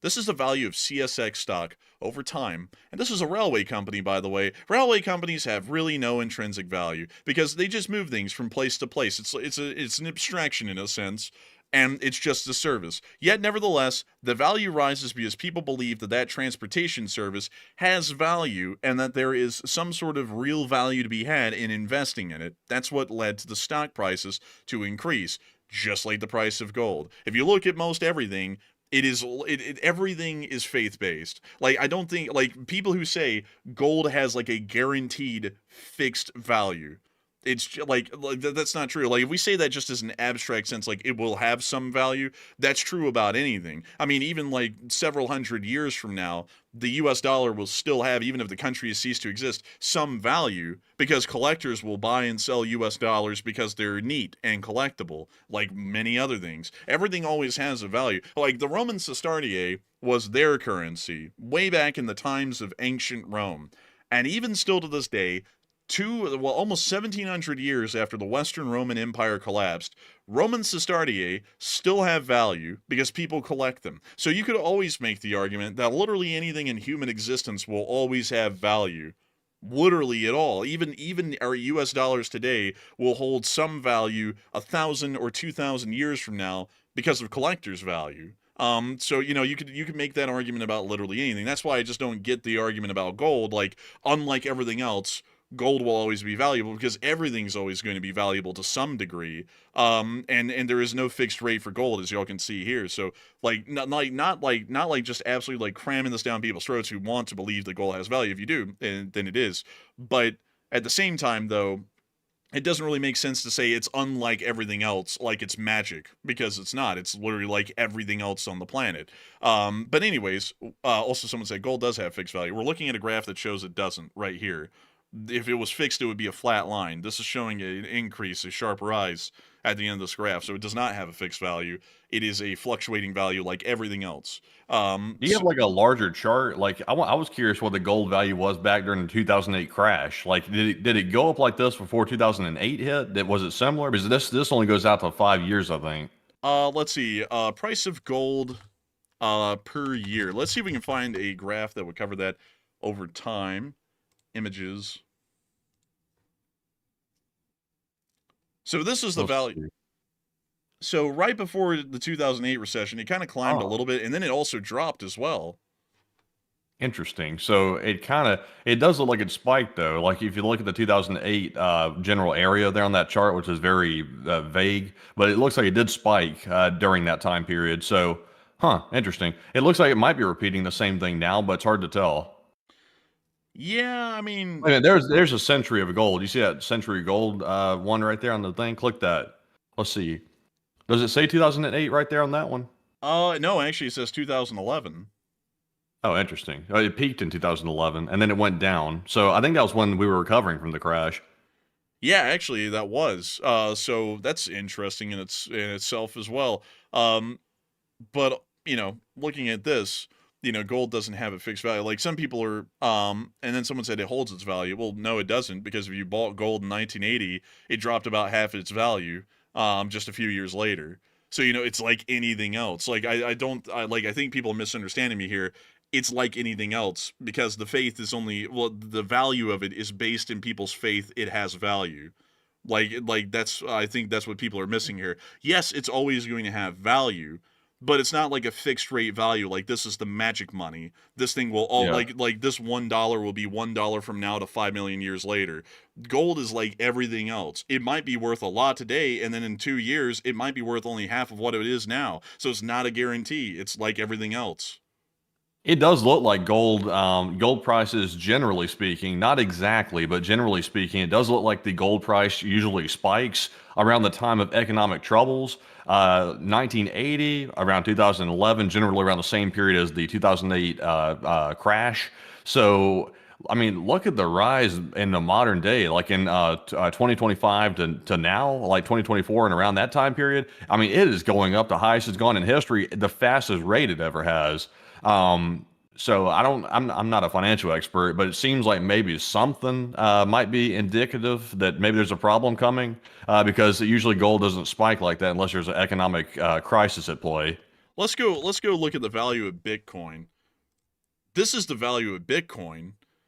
It looks a lot like gold, doesn't it? A little bit. Well, if we look at the price of gold, let me go show you that. The price of gold, max, almost the same. Like, almost the same meteoric rise out of nowhere over the past few years as gold. So literally everyone's just going around attaching value to stuff, and it's skyrocketing in value because everyone keeps trying to buy stuff that isn't a dollar and saying that it's going to have value because it isn't a dollar. Yeah, maybe so. I'm going to put a poll up on that before we move on to our next super chat. I'm going to put a poll on that and see what y'all think about that. Do you think that gold prices spiking indicate economic trouble, or is it simply because people believe that gold's a good thing to invest in suddenly? Like, I'll be curious to see what people say. Also, someone said Bitcoin has no value. Gold has industrial use. Oh, I mean, Bitcoin certainly does have value today. It's $110,000 per Bitcoin. That's definitely got value. So like I see what people are trying to say, but the thing is that people are trying to say, unlike everything else, gold is always going to have like this fixed rate value. Like, it's always going to be worth a lot. And I just don't get that, because you could attach that to anything. Copper is always going to have value. Silver is always going to have value. Hell, literally blocks of coal are always going to have value. Like, everything's always going to have value. So, like, I don't know why people are like, yes, that's true, but gold is special. Because it's not. Like, it literally is not. You could take any item, any material item, and it will always have some form of a value, and you can always trade with it. Like, as long as people just say, this is like our base trading element, it's silver, platinum, coal, copper, whatever, you know, it always will have some form of value attached to it. Even dollars are always going to have value attached to them, even if they're not used as a current currency. You could trade it with collectors and get something in return for that. It's just, I just don't really understand why people want to make gold to be super special. Like, everything else is different than gold. Gold is this amazing thing. I don't really understand that. Right. But anyways, with that, folks, we're going to wait for the poll to get back on that. And with that, we are on to the next one. And our next one here goes to Old Warrior. And Old Warrior puts in a $20 donation. And thank you very much, good sir, for that support as well. He said, Kazakhstan has blocked all dual use and military shipments through their country from China to Russia. And do we know how much kit is getting blocked? We do not know at the moment. And so unfortunately I'd have to declare ignorance on that, but I do thank you massively for the support and helping this channel to keep running. And with that, we are on to the next one. And this one goes to Numerian, who puts in a 20. And thank you very much, good sir, as well for that support. And Numerian said, what's the likelihood that some of the military buildup that's not needed after the Venezuelan conflict will simply move to the Middle East rather than go back home to the United States? I have a feeling it's going to be a small amount, because most of it's going to return back to the U.S. Because there really isn't a reason to send it to the Middle East at the moment. So that's what I would generally assume, especially the 22nd MU and the Amphibious Ready Group. That whole thing is definitely coming back to the mainland of the United States, from what I would know. But still, a big thanks to you so much for the support, and I hope that I was addressed to the best I can. And thank you once again for helping this channel to keep on running. And also, one other thing. I got to keep bringing it up, because someone said, well, gold is special because it's used for a variety of different things. Are you serious? Yes, I am, because I could say that about anything. Copper is used for a myriad of things. Silver is used for a myriad of things. Coal is used for a myriad of things. Marble is used for a myriad of things. Everything on this planet is used for a myriad of things. Like at this point, like what I'm basically getting at, and I think a lot of y'all could get to this as well. You could literally attach the value of the dollar to anything. If I could say the dollar is now backed by marble, like, so if you bring a dollar to the bank, you can exchange that dollar for like a 50-pound block of marble, and that's what we attach the value of the dollar to. And then that thing is gold. Like, it may as well be gold at that point. You could literally turn anything into that. Like, if y'all don't know, this is another reason why I'm just absolutely not understanding this. When Spain discovered the New World, and they went and colonized the hell out of it, they took all of the gold that was in Mexico and South America, and they shipped it back to Spain. And because there was so much gold in Spain, it all crashed, and it literally lost all of its value. And that's why Spain turned into a shithole for the rest of history, is because they had so much gold, it became worthless. It had no value at that point because it was literally everywhere. And that's also why a lot of people in the Western world, when they saw Spain do that, went, damn, we need to not have that much gold because it became worthless to them and it literally crashed their entire economy. So once again, much like the dollar, if you pumped out tons of dollars out of the treasury right now, they're going to lose value instantly. Just like Spain did when they imported all of that gold from the New World right back to Spain, it lost all of its value because there was an endless amount of it at that point, and you could literally get it on any street corner in large amounts. But anyways, with that, we are on to the next one. And our next one goes to Nightmare Before Christmas, who puts in the 20. And thank you very much, Nightmare Before Christmas, for that support. Hey! They said, bought gold 10 years ago and sold and buying long shelf life food. Hard times ahead, but not the end times. And prepare, but don't go mad. And stay safe and stay sane in LSA.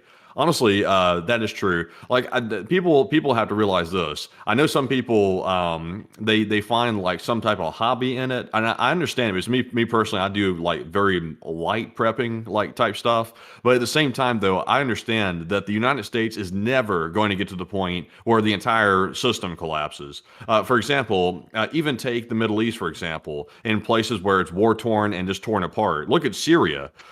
Syria still remained in some semblance of a loose government, even in the times where the whole thing collapsed. So it won't get to the point where everybody's like every man for themselves. It's not going to get to that. I think some people go a little bit overboard thinking it's going to get that bad. So just use good common sense, I guess you could say. But Enforcer, what say you? I would have to agree with that. And also I'd have to say that at least with what we're talking about tonight with the whole apocalypse thing, which is what kind of started the whole conversation of gold in the first place, what we were saying is that, you know, it would be better to have beans and food than gold because gold isn't going to get you any beans. And I don't really think anyone's going to be wanting to get your gold in exchange for beans because what are they going to do with it? So that's what we're really trying to say. But still, a big thanks to you once again for support and helping this channel to keep on running. And with that, we are on to the next one.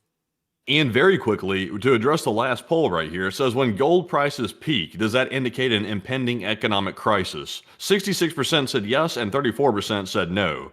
And generally speaking, just based on the psychology of gold and how most people view it, I would say it most likely does indicate some type of impending economic crisis, in my personal opinion, just because gold has with it, it has the psychology that somehow it's a safe medium to store your value. So probably so, I would be with the yes camp. But Enforcer, what say you? I would have to say I would be with the yes camp as well. I really think that when anything that has like an intrinsic value connected to it starts skyrocketing, usually it's showing that there's some economic hard times ahead, like the Bitcoin, for example, as well. But anyways, with that, we are on to the next one. And we also have a 10 from Robert Krogan, and he put in a 10 and said, do you share my fears following this call today? The call, kind of, yeah, sort of, I would say. I don't really think this is going to help us out too much. I think it's just going to prolong this war a couple of extra months at this point, but, you know, we'll hopefully see that that's different, although it probably won't be, unfortunately. But still, a big thanks to you so much once again for support. I hope that does address that well. And with that, we are on to the next one. All right, and our next one here goes to Dupper Bob, and he puts in a 10 as well, and says, Slava Ukraine. Hey, and Slava Ukraini, and Huam Slava. And a huge thanks to you for the support and helping this channel to keep on running, because if it wasn't for folks like you, we wouldn't be able to make this thing possible and keep it running. And so with that, we are on to the next one.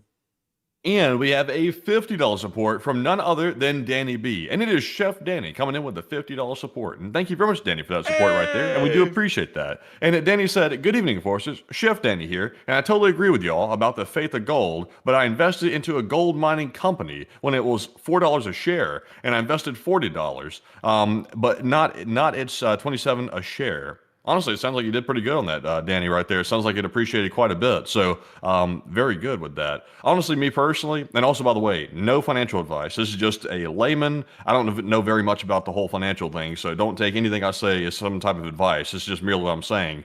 Me personally, I don't mess with individual stocks personally, just because there's been people in the past have done studies on it. Generally speaking, even the experts can't truly pick the best stocks all the time, and most of the time, the S&P 500 outpaces even private hedge fund managers, just from what I've heard. But that's very good, though. You did really good with that one. But Enforcer, what say you? I would say a huge thanks to you for the support, Danny B. And I would have to say that's actually a really good investment there. And thank you for agreeing on us with the whole faith in the value of gold deal. And I think some people are having a disconnect with me in the chat, and that's why I keep on going, wait, no, you're not understanding. But, I guess that's one that we'll have to drop at the end of the day. But one thing that is quite interesting, Danny B, speaking about investing, if you invest long-term in the stock market, usually it's a pretty good thing. Like, here's another example. This is Union Pacific. If you put in, about $100 in 2017, your $100 is now turned into $200 as a result of this year with the stock value of Union Pacific. Most companies usually have rising stock values. Most of them don't. Well, very few of them don't. Let me think of another one, for example. Let's go with one like UPS stock. Let's go look at the UPS stock value. So if we go over 5 years. Oh. You're thinking about the index funds. That's what you're mistaking the individual stocks for index funds. I think so. I'm not really that big of an economics person. But beyond that, UPS is having a hard time out here. Damn, look at that. I mean, that's crazy. They've been falling off since 2022. Oh, that was during the whole that was during that whole deal. Oh my God, that makes sense because everyone was ordering to their house. Okay, so anyways, beyond that, however, I would have to say that generally is reflected in most things these days is that the value is usually always rising. UPS apparently is an outlier, I'd assume. But still, I see what you're saying with that.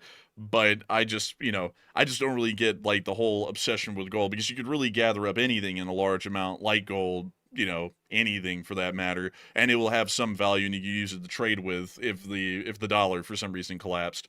And I think that's what a lot of people aren't getting that I'm trying to say is that it's not like gold is not special. You can literally treat anything like people treat gold and it would have some sort of intrinsic value that you could trade or barter with. And as long as enough people agreed with you that was like the set bartering item was, say like copper or marble or something like that, that thing now holds the same position in everyone's minds that gold holds right now. Like, if we're going to argue gold, it's like, why not buy platinum? It's like, why not do that? I mean, platinum's always going to have value. And also, some people are saying, well, gold's used in electronics and stuff. Here's the thing, though. If we're talking about the economy collapsing, clearly no one's making electronics, and TSMC isn't going to be calling you up personally and asking you for your little bit of gold to make a semiconductor with. So people are just buying it to hoard it.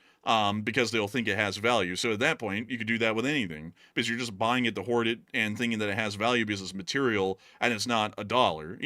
So you could do that with anything. So gold isn't really just special in that regard. But anyways, with that, I hope that does address it the best I can. A big thanks to you for support, Chef of the LC, Danny B. And with that, we are on to the next one. And our next one goes to Klaxon, who puts in a 10. And thank you very much, Klaxon, as well. And they said, can y'all answer Russia drone attacks in Ukraine farmers near towns near Kherson? The drone attacks in Kherson is the question? Yes. So generally, the Russians have been conducting a insane drone campaign on Kherson, not just against the farmers, but on the civilian population in general, and just trying to attack and kill anyone in the area. Unfortunately, we actually had a very well-known viewer here, LC Sergeant Figman, who lost one of his uncles in one of those drone attacks recently. They attacked a minivan that was driving through the area, and he was in it, and it actually ended up killing, I think, all 3 people who were inside of that car. So generally, the Russians are just trying to conduct a campaign of terror to make people flee the area, and that's basically the run-of-the-mill sort of a explanation as to why that's going on. It's incredibly unfortunate and barbaric, but that seems to be the case at the moment. So I hope that does address that the best I can. A big thanks to you once again for support and helping this channel to keep on running. And with that, we are on to the next one.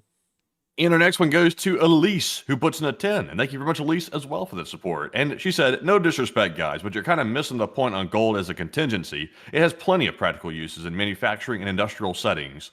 And that is true. Like, I'm not going to disagree with that. It does have practical uses. Me personally, I don't want to beat the dead horse too much on that one with the whole gold situation. So I'll leave it at that. But I see what you're saying though. But Enforcer, what say you? I see what you're saying, and I do thank you for the support. And I'd agree with you. It does have value because of its practical use, but not to beat the dead horse, but everything has value for its practical use. Coal and oil are also within that camp as well. So, you could literally buy sacks of coal and just take all of the coal and dump it in some shed behind your house. And then when the apocalypse comes around someday, you just grab a 50-pound sack at a time, wander around, and trade things for coal. You could do it with anything. And I mean, hell, at that point, coal really does have some very good value beyond just the fact that it has value at that point in and it's a material item, you can burn coal to keep yourself warm and alive. So a lot of people are going to find it to even be further valuable in that sort of a situation because you can actually use it. It's a utilitarian value rather than just an abstract value. Because, like I'm saying here, if the economy is collapsing, none of y'all are making watches, computers, or semiconductors. That's not happening. So what value does the gold have to you? It would have none. So why not just get things that would actually have utilitarian and abstract value, like say, coal or wood or anything else for that matter that people could actually use? That would really have value because, 90% of the population is living paycheck to paycheck. So one, how are they supposed to get that kind of gold to be able to go around and trade like that, unless they're going to give out paper leaf sized pieces of gold to people. And two, on top of that, considering that people are living paycheck to paycheck and they don't really just have an ability to build up an arsenal of gold, wouldn't it make a lot more sense for those people who are already struggling to get by in the normal economy, if the economy was to collapse, to actually have materials they could use to keep them alive rather than just something that in an abstract sense has value like gold that no one in that sort of a situation could use to make anything out of? So, I hope that addresses that the best I can, at least in my opinion. But a huge thanks to you once again for support and helping this channel to keep on running. And with that, we are on to the next one. And this one goes to Arar983, who puts in a 10. And thank you very much, Arar, as well. He said, Costco Gold Bar Fund. Costco sells gold bars? So is that for real or is that a joke? I can't tell. But they do. Say what? They do. They sold like gold bars in the store? Like in a grocery store? Oh, yeah. Yeah, I'll pull up the website for you right here. Take a, well, actually, let me make sure. Yeah, so it's not showing any of my, yeah, they actually do sell gold on their website, though. Is it like the going rate or something, or is it you get a discount as it's Costco? I don't know, but there it is. That's the gold they sell. Why is it called PAMP? Because you're pampered. Because you can buy gold. Oh, there. Wait a minute. There it says products and what something. It's an acronym for something. It says it right down there below. That's interesting. So it comes in a cardboard thing. That was not how I was expecting it to come like. Well, Matthew, I mean, things don't come in the way you expected, and that's how big they really are. Damn, so like, if it's for the going, what is it, an ounce? That's about a pinky finger's worth of gold. So is that an ounce? Yeah, that's an ounce. Interesting. So, geez, well, I just couldn't see paying that much for it. I'll be honest with you, I just couldn't see it. Like, good on the people that can do it. I just couldn't do it. Also, another question I have for folks here, if gold has value in the apocalypse when the US dollar collapses and everyone's living, like around burning garbage cans and stuff for warmth, how in the world do you actually trade with this in any realistic way? Like are you just going to give out one of these to every single trade? Like if you go, I'll have that chicken, please. Here's a whole 1 ounce block of gold that I really can't even actually cut up realistically. Well, you can cut it. It's malleable. I think, isn't gold really malleable though? You can like rip a piece off.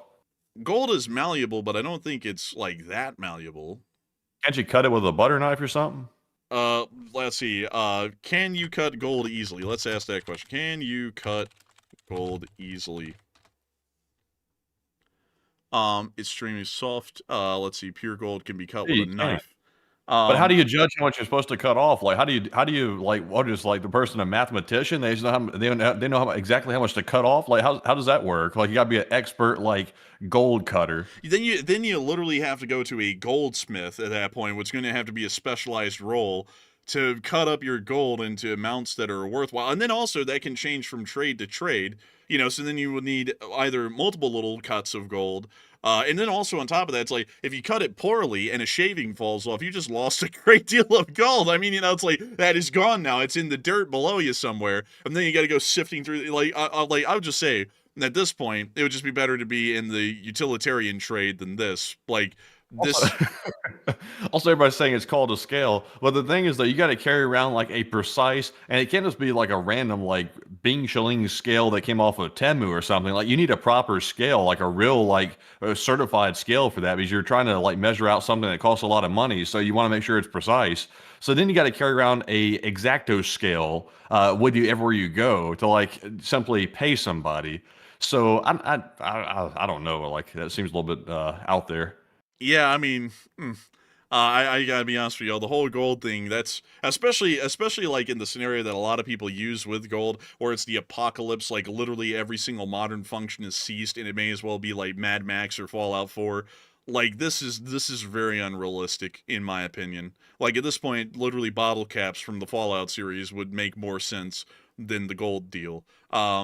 At least in my opinion. But anyways, people are either going to agree with us or disagree with that, on on that whole deal till the end of time. And also, Tracy said, I speak for all Norwegians. We will give you guys all of our coal for all of your gold. Yeah, sure. In the apocalypse, that's fine with me. We'll all be warm, and you can freeze to death with all the gold. Like at that point, it's like you see how little sense that makes in an apocalyptic scenario. It's like, give us this block of shit that's golden looking and does nothing for me on a practical daily basis, and in return we will give you the rocks that burn, that are very hot and can keep you warm through the winter. I mean, hell, that's like the worst trade for you in Norway. I mean, it's like legitimately cold up there most of the year around. Like it only gets like up to like what we would call fall temperatures in the summer up there. Like that's like the worst trade possible, like honestly, like in an apocalyptic scenario where every modern function is ceased. I see people in the chat saying you guys just don't understand gold. Honestly, I'm not sure if I do understand it, but if somebody would like to give me one brick of it, I can experiment and see if I can get a good grasp on it. if you want to spare one brick, I'll do some experiments. I'll watch some YouTube tutorials about how to cut it up properly, and I'll practice my cutting skills, and also I'll practice my weighing skills too. And I'll have to report back at how it went. But the only downside is I get to keep it after I'm done experimenting with it. That's the only downside. Yeah, honestly. But anyways, with that, we are on to the next one. All right, so our next one here is going to go to none other than Arar983, who just threw in that 10, by the way, and I forgot to put a red mark on it. But thank you very much, Arar, for that support once again, and we do appreciate that. And he said, wait, I'm getting all mixed up. Halligan218 puts in a 10, and he said, I wish I could watch more, but normally I can only listen in nowadays, and in the apocalypse, if someone offered me a handful of gold or a case of fancy lad snack cakes, those sound good. I'm going with the snack cakes, LSA. And thank you so much for the support. And honestly, I would agree. I would go for the snack cakes. Those actually sound like they might be pretty good. I've never heard of them myself, but now I'm interested. But still, a big thanks to you so much once again. I hope that does address that the best we possibly can. And with that, we are on to the next one. And this one goes to Laser314, who puts in a 5. And thank you very much, Laser, for that support. They said, never fly a mission accomplished banner after a peace treaty. Yeah, that's usually not a good idea. Like, usually not a great idea. But a big thanks to you so much once again. I hope that has addressed that well. And we are on to the next one. And we also have a 5 from 535 Medic, who puts in that 5 and said, today was the head of the head and shoulders pattern that usually happens before a price collapse. Just watch. I mean, possibly. Also, I saw someone bring this up, and this is something this makes sense for gold. Someone said people don't buy it for the apocalypse. That's what some people have been arguing tonight. So that's what the hill I've been dying on. But this person said they actually buy it so that way when the currency is devalued, they can then just exchange back the gold for whatever amount of currency the insane number has gotten to at that point. So basically it's a way to maintain the value of whatever they have. Now that actually makes sense, but the whole apocalypto world where you use gold in the apocalypse where there literally isn't even any money left to be able to exchange the gold back for, that's what makes no sense to me. That explanation makes a good amount of sense, because if the gold continues to stay at that sky high value, even if the dollar completely collapses, you can just trade back the gold whenever on the day-to-day basis for the insanely large amount of money that you'll get in return, and then use the money then. That's what makes sense. Like, I can get that 100%. That does make sense. But the whole thing of there literally is no money left, and there isn't even a concept of money, and I'm going to use this gold to trade for stuff when everyone's that bad off because the economy's literally collapsed, that's the one that makes no sense to me at all. But anyways, with that, we are on to the next one. And our next one here goes to Danny B. And once again, he puts in another $50 support, and a huge shout out to you, Danny, for the second support of the night. And he said, Chef Danny again, and gold mining companies that find the gold, it's not a 100% good, it's like 90%. So they don't get that full price per ounce. They got to pay another company to take all the impurities out to make it 100%. Just a fun fact in LTLSA. Honestly, Danny, my entire gold mining knowledge sadly comes from that show on the Discovery Channel that was out like a long time ago. They were like mining for gold in Alaska and the Yukon and places like that. And I'm not sure. I think that was real. Like you can't tell what's real or not on the TV anymore, but I think it was real. So that's my only knowledge of it is that. But Enforcer, what say you? No guts, no glory, man. Yeah. But man, beyond that, I do thank you vastly for support, Danny B, and that's true. That's actually with a lot of metals from the earth, like iron.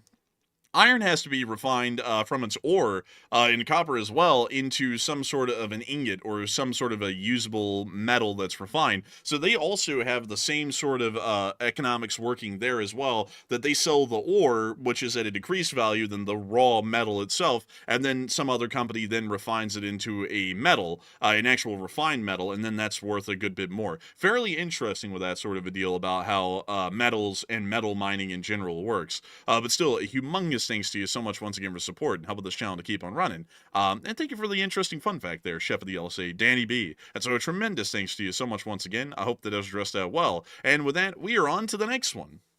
And a big shout out to Dean Adams, who put in a 5, along with Plazat, who put in a 3, and Richard Casper, who put in a 2. And a huge shout out to all three of you for that support and also helping to keep the channel running. And we also have a 5 from Da Mike is right. And he said, if we dare give up anything under the threat of nukes, it will set a new precedent to the world, and everybody with a nuke will hold the world hostage at that point.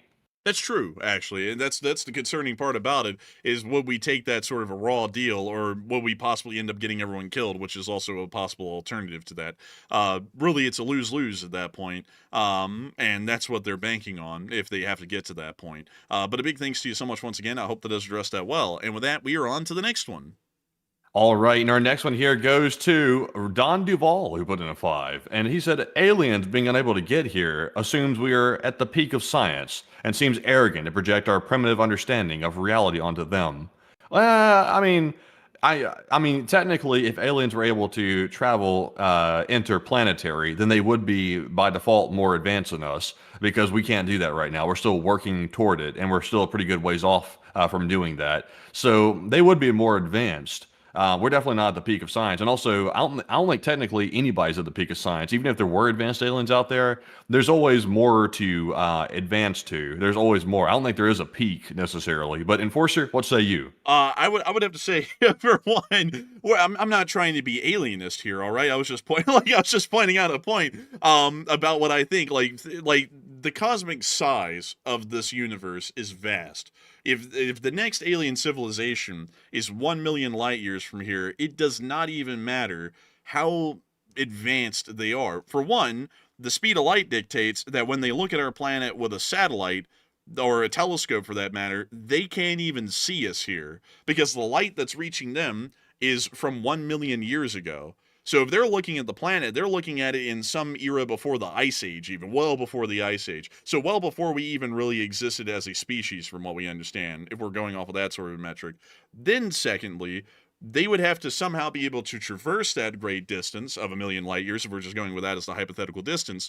And even if they were so advanced that they could travel 9 times the speed of light, or 10 times the speed of light, it would still take them 100,000 years to get here. And that's why I'm saying, like, if they're out there, one, we've never seen them, at least from what we can tell by our own satellites, so they must be so far away that they may as well not even exist. Like, no matter how advanced their technology gets, even if they got to the point of breaking the speed of light by a factor of 10 somehow, they still wouldn't even be able to make it here in a reasonable period of time. By the time they saw us right now today, if they did, and they said, oh, look at that, there's life out there, it's 1 million years past when we were even alive by the time they see that through a telescope. Then they have to take the 100,000 year journey at warp 10, if we're going off of Star Trek figures, all the way out here to us, to then find out that our civilization, our entire people for that matter, were wiped out by that point because it's 100,000 years later, or we've turned into something completely different than what they originally even saw. So that's what I'm saying. Like, when we put in those sort of realistic figures there, if that is a realistic figure, it becomes next to impossible for us to know they're out there, for them to know we're out here, or for them to even reach us, no matter how technologically advanced they may be. So that's my 2 cents on it. That's what I try and convey when I say that sort of a thing. But still, a big thanks to you once again for the support, and we are on to the next one. Honestly, when I'm hearing all these people talk about commodities or talking about gold and stuff like that, you don't hear enough people talking about iron. Like, you got to have that iron in you. Like, I'm more of an iron guy personally. Like, big iron. That's big iron. That's what it is. Like that type of thing. Like the big iron. You know what I'm talking about, right? Actually, man, I think we can get iron ore values. Oh yeah, we can. Look at that. We can get the value of iron ore. Concealed carry has changed. What? What? Let's see. The price of steel. How about that? The price of steel. Oh, so they don't do that on Google. Well, I don't know anything about steel prices or anything about iron prices, but you gotta admit there's something about that iron. Like every good leader in history's had that iron in them, and it's for a reason. Oh, well, here we are. This is in 2021. Wow, look at that. It's like gold nearly. It went up from $120 per ton, and it went all the way up to 222. Wow. It's like gold. It's like gold nearly. It's wild with that, Like it's a little bit interesting. How about the price of oil? The price of oil, something that people burn every single day on this planet. How much is the price of crude these days? Oh my heavens. It's fluctuated rapidly through the years. I mean, that's crazy. Remember that one time during the Rona that it actually got down to like almost nothing? Like actually I think some people were like paying people to take it away. Huh? It was in the negative for a short while. Yeah, but it was around $20 a barrel. That was the cheapest it ever got.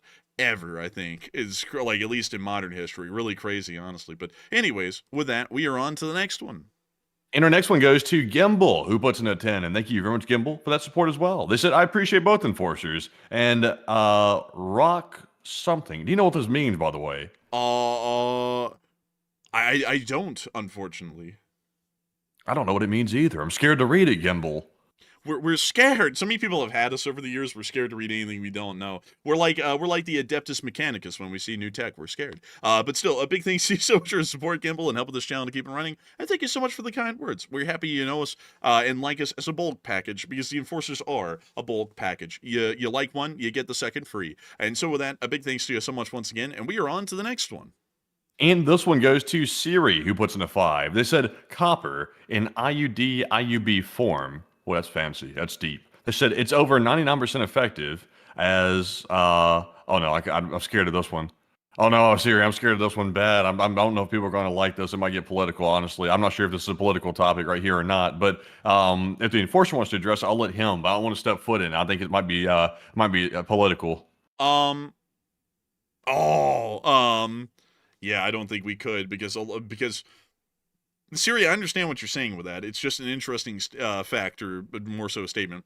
But some people are really, really political about that sort of a thing, Like, we say something like that, people start pulling out pitchforks. We start getting death threats and stuff, probably, over email or in the mail or something. So we're going to skip on that one. A very interesting point, though. I do thank you for the support and sharing that. But some people, I don't think they could handle that topic, even as just like a factoid sort of a thing. But with that, we are on to the next one.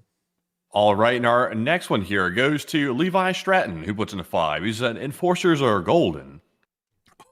Oh no, we're worthless. Thank you, Sixty, for the support and the kind words. I thank you so much for the kind words. It means a lot to us, and I got to thank you so much once again for support and helping this channel to keep on running. And with that, we are on to the next one.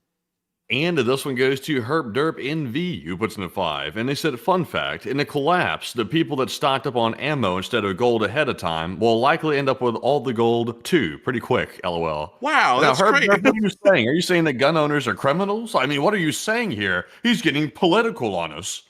I'd have to be honest with you. You're right.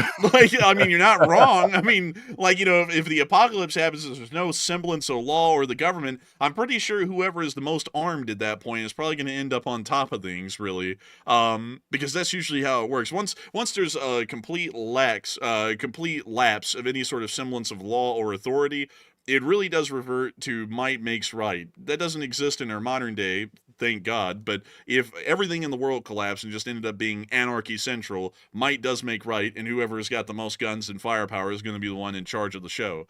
So With that, I thank you for the support and help with this channel to keep on running. And also, folks, I'd have to say, I hope for that reason it never goes that direction, because that would be a hellishly violent and dangerous world to live in if that did happen. But we are on to the next one.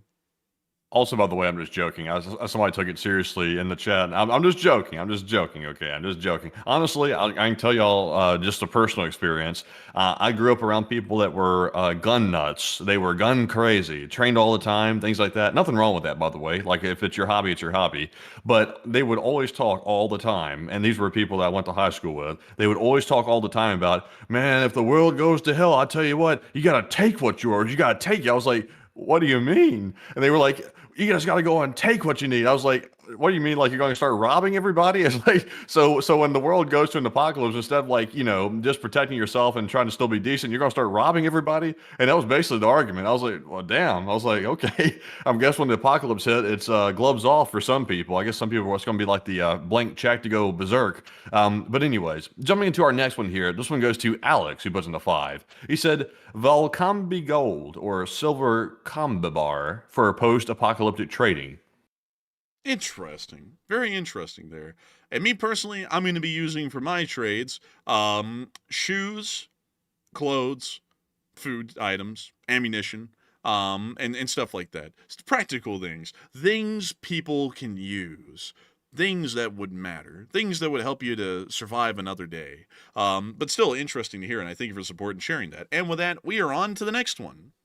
And this one goes to Richard, who puts in a 2. He said, what are the chances of stock market drop, Russians lose money? And thank you. Matthew, I think you would be the more experienced one to speak on that particular situation. If the question is, what are the chances of the Russian stock market dropping after this rally that occurred today? I would say the odds are pretty high in my layman's opinion, not financial advice, just because right now it's based on hype. And the hype is based around a meeting that is not 100% confirmed just yet to take place in Hungary. So if any news comes out that this meeting is somehow tainted, or it's not actually going to take place, or something occurs that calls the leaders to call it off, that could reverse the entire rally that we saw today. So I would say 50-50 chances of that, to be perfectly honest with you. Layman's opinion, not financial advice. But thank you very much, Richard, for that support. And we also have a 2 from Wyatt Logan. And he said, hello, everyone, and please support the enforcers. And thank you, Wyatt. And thank you so much for support, Wyatt. And nobody has to support the Enforcer channel. Nobody does. If you do, please make sure to support us in gold bars, and we will give you, like, I'm just kidding. But beyond that, I do thank you massively for the support and helping this channel to keep on running. Nobody has to support the channel, but we are greatly appreciative of the folks who go out of their way to support the channel. So that way we can say stuff like, gold doesn't have any value, and get people angry. But anyways, a big thanks to you so much once again. I hope that this addressed that well. And with that, we are on to the next one. And this one goes to Backyard Brawl Brothers, who puts in it 2. He said, gold has been added to the list of things that we cannot talk about. I guess, kind of. I mean, like, people actually are very vehement about their opinions for or against. But honestly, it wasn't like anything extremely violent. It was just the gold folks are like, oh, you don't get it. And then the people who don't get it, apparently, which is me, Matthew, and a good amount of other people, everyone's like, yeah, it doesn't have any value. Like, like anything that makes it special compared to anything else. So, maybe. I mean, we'll consider it as a topic that cannot be spoken of. But generally, I mean, we can't whittle ourselves down to, nothing. I mean, it's an interesting topic. But still, a big thanks to you so much once again for support and helping this channel to keep on running. And with that, we are on to the next one. And also a big shout out to Sam Crenshaw, who threw in a $1 donation. And thank you very much, Sam, for that support and also helping to keep the channel running. And with that, folks, it's now time to jump on to our live chat questions. And we have some time tonight to grab several of them, actually, which is a good, solid change, I must say. So our Morse code decoders of the night were Paul Schultz, Kevin J, Mason Miami, Joni Dog, Norm Pritchett, Arabelle Garbo, Aurelio Fluffiness, Kush, Kubioteric, Sire, and Brian Blairstown. They said the Morse says, they getting a second chance to talk, and I'm sitting here and just like, why they do that, man? LLT LSA.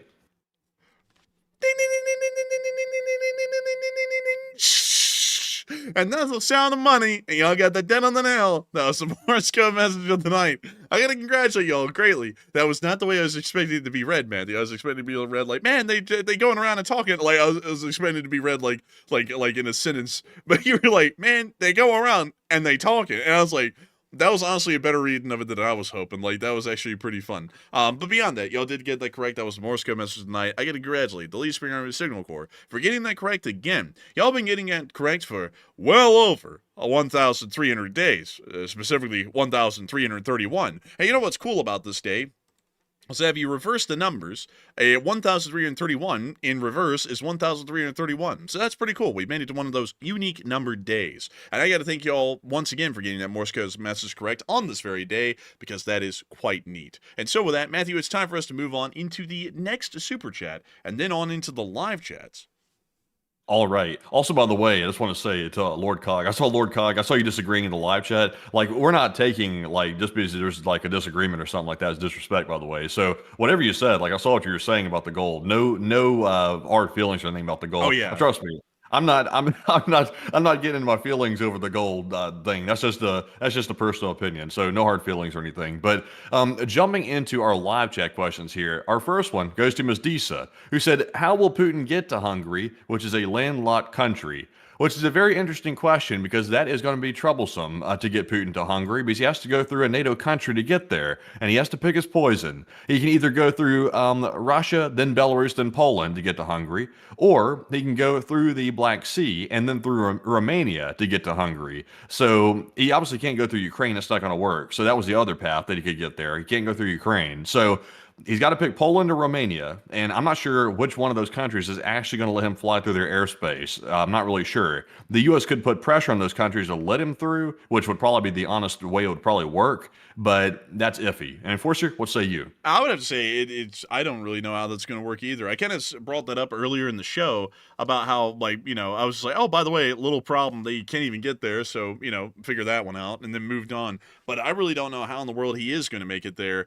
Some people have been coming up with crazy flight paths that might allow them to get to Hungary through international air corridors, which pretty much requires Putin's plane to fly over Turkey into the Mediterranean, then up through the Adriatic, then through, I think it was the nation of Montenegro, and then Serbia, and then into Hungary, which is an insane flight path. I really don't know how they're even going to get in there. It's a little bit wild, honestly. Like, it's like they could have held it in Turkey. That would just be a much more reasonable location for this. But with that, I hope that addresses that the best I can. And also, by the way, I want to add, no hard feelings, Lord Cog, like, not wanting to make it sound like we're beefing with people who disagree with us. I was just kidding around by saying, the people say we don't get it, and then us who apparently don't get it. I was just kidding around about that. Like, as far, if people believe it has value, to them it has value. To the people who think it has no value, it has no value. It is what it is. But, just making it an interesting conversation. Also, it's one that people are staunchly, like, opinionated on. Like, we're probably staunchly opinionated on it has no value, and people who believe it has value are staunchly opinionated it certainly does have value without question. So it's an interesting conversation to get into because of that. But anyways, with that, we are on to the next one. Also, by the way, I see a lot of people talking about that documentary I brought up earlier. I believe it's going to be on Amazon Prime Video. I think that's what it's on, by the way, when it comes out. So for the people asking, I think that's where it's at. But you have to go check out their site to know for certain. But jumping into our next live chat question, this one goes to Mystical. He said, "What are the chances of Putin using nukes since he's backed into a corner?" I would say that they're still quite low at the moment, but as an abstract idea, it's actually getting a pretty decent bit higher at this point, in my opinion. But I hope that does address that well, and we are on to the next one. And this one goes to Phoenix Xavier, who said, "If the USA isn't in the business of regime change, then why do they do it so constantly in South America?" And we are in the business of regime change in a covert sense, but not in like a empire sense. Oh, but we do that in a covert way. The CIA is always involved in some type of overseas operations, especially in South America, because that's our sphere of influence. So they definitely operate in South America heavily. We've always done that for forever, pretty much, as long as the CIA's existed. They've been in South America. So it happens. It happens. But Enforcer, what say you? We did that before the CIA existed. We did that in the name of the United Fruit Company. The OSS. It's far more powerful. Uh-huh. The OSS? No. This was before the OSS even. We just did that back in the day, literally for the United Fruit Company. Just because, like we've been doing that forever. Like when did the OSS, let's see, OSS Intelligence Agency, when did this come into existence? Because this was this was a World War II thing. I mean, hell, we were overthrowing, Central American governments from like the 1890s onwards. So we were doing this well before the OSS even. Hell, even before the United Fruit Company, actually. But anyways, beyond that, I would have to say the U.S. is not into government overthrows and regime changes. Unless if those regime changes are ones that we have to conduct that are beneficial to our country. Because in foreign policy, everything that our enemies do is bad and terrible because they're bastards, and everything that we do, which is the same thing that they do, is justified 100% because it's in the protections of our people, protections of our nation, and it's for their own good. It sounds really stupid when you say it like that, but that's how foreign policy works. Because if you look at the Cold War, the Soviet Union and us, we all did the same thing as far as foreign policy was concerned. Everyone got involved in proxy wars. War crimes were conducted in the midst of the proxy wars. There were clandestine government overthrows. There would be the suppression of dissident groups in America. That would be the U.S. Communist Party. In the Soviet Union, that would have been anyone against the Communist Party. Everyone did the same thing, but when they do it, they're bastards. When we do it, it's justified. That's just kind of how the lay of the game works at the end of the day. And everyone goes, well, that isn't fair. And the number one rule of foreign policy is that it is never fair, and that everything that we do as a nation is justified, and everything our enemies do is not justified. Number one rule. So with that, I hope that addresses that well. That's kind of how the cookie crumbles. This is actually why it's not fair looking. It isn't. But with that, we are on to the next one. All right, and our next one, we actually have 3 super chats to address, and this one goes to Lord Cog. And thank you very much, Lord Cog, for throwing in that 50 right there. He didn't have to do that, by the way, but thank you very much for throwing in that generous support. He said, y'all were doing great, and thank you. Hey, and thank you so much for the massive support, Lord Cog, and thank you for the kind words. Also, I noticed that you changed your profile picture. That one's pretty neat, actually. What is it? I don't know what that is, but it does look cool. And I thank you so much for the kind words, Lord Cog, because you've been an old guard and a channel legend. I got to thank you incredibly for being here with us tonight and supporting this channel and helping it to keep on running. And so I hope that does address that well, and we are on to the next one. And we also have a 20 from Danny B yet again. And thank you very much, Danny, for the 3rd support of the night. He said, Chef Danny again, and enough about gold. So about the A-10, JK. But seriously though, does Venezuela have a special ops team? I don't think Venezuela has a special ops team. If they do, it's probably really shabby. But the Venezuela does have a new special ops team which just joined their territory called the U.S. Special Forces that they can become very acquainted with. But Enforcer, what say you? They do have one, but they're really not special forces like Taliban special forces. It's only in name. But they do have them. They don't really count. But Matthew was right. The U.S. Special Forces are their new special forces. They need to get familiar with them. But still, a big thanks to you once again for the support and helping this channel to keep them running, and I hope that does address that well. And with that, we are on to the next one. And this one goes to Halligan218, who puts in a 10. And thank you very much, Halligan, for that support. And he said, the chat has been tamed tonight. So anyway, can you speak to the political reasons why climate change affects the A-10's effectiveness in modern combat from a religious perspective? Oh my God. Oh my God.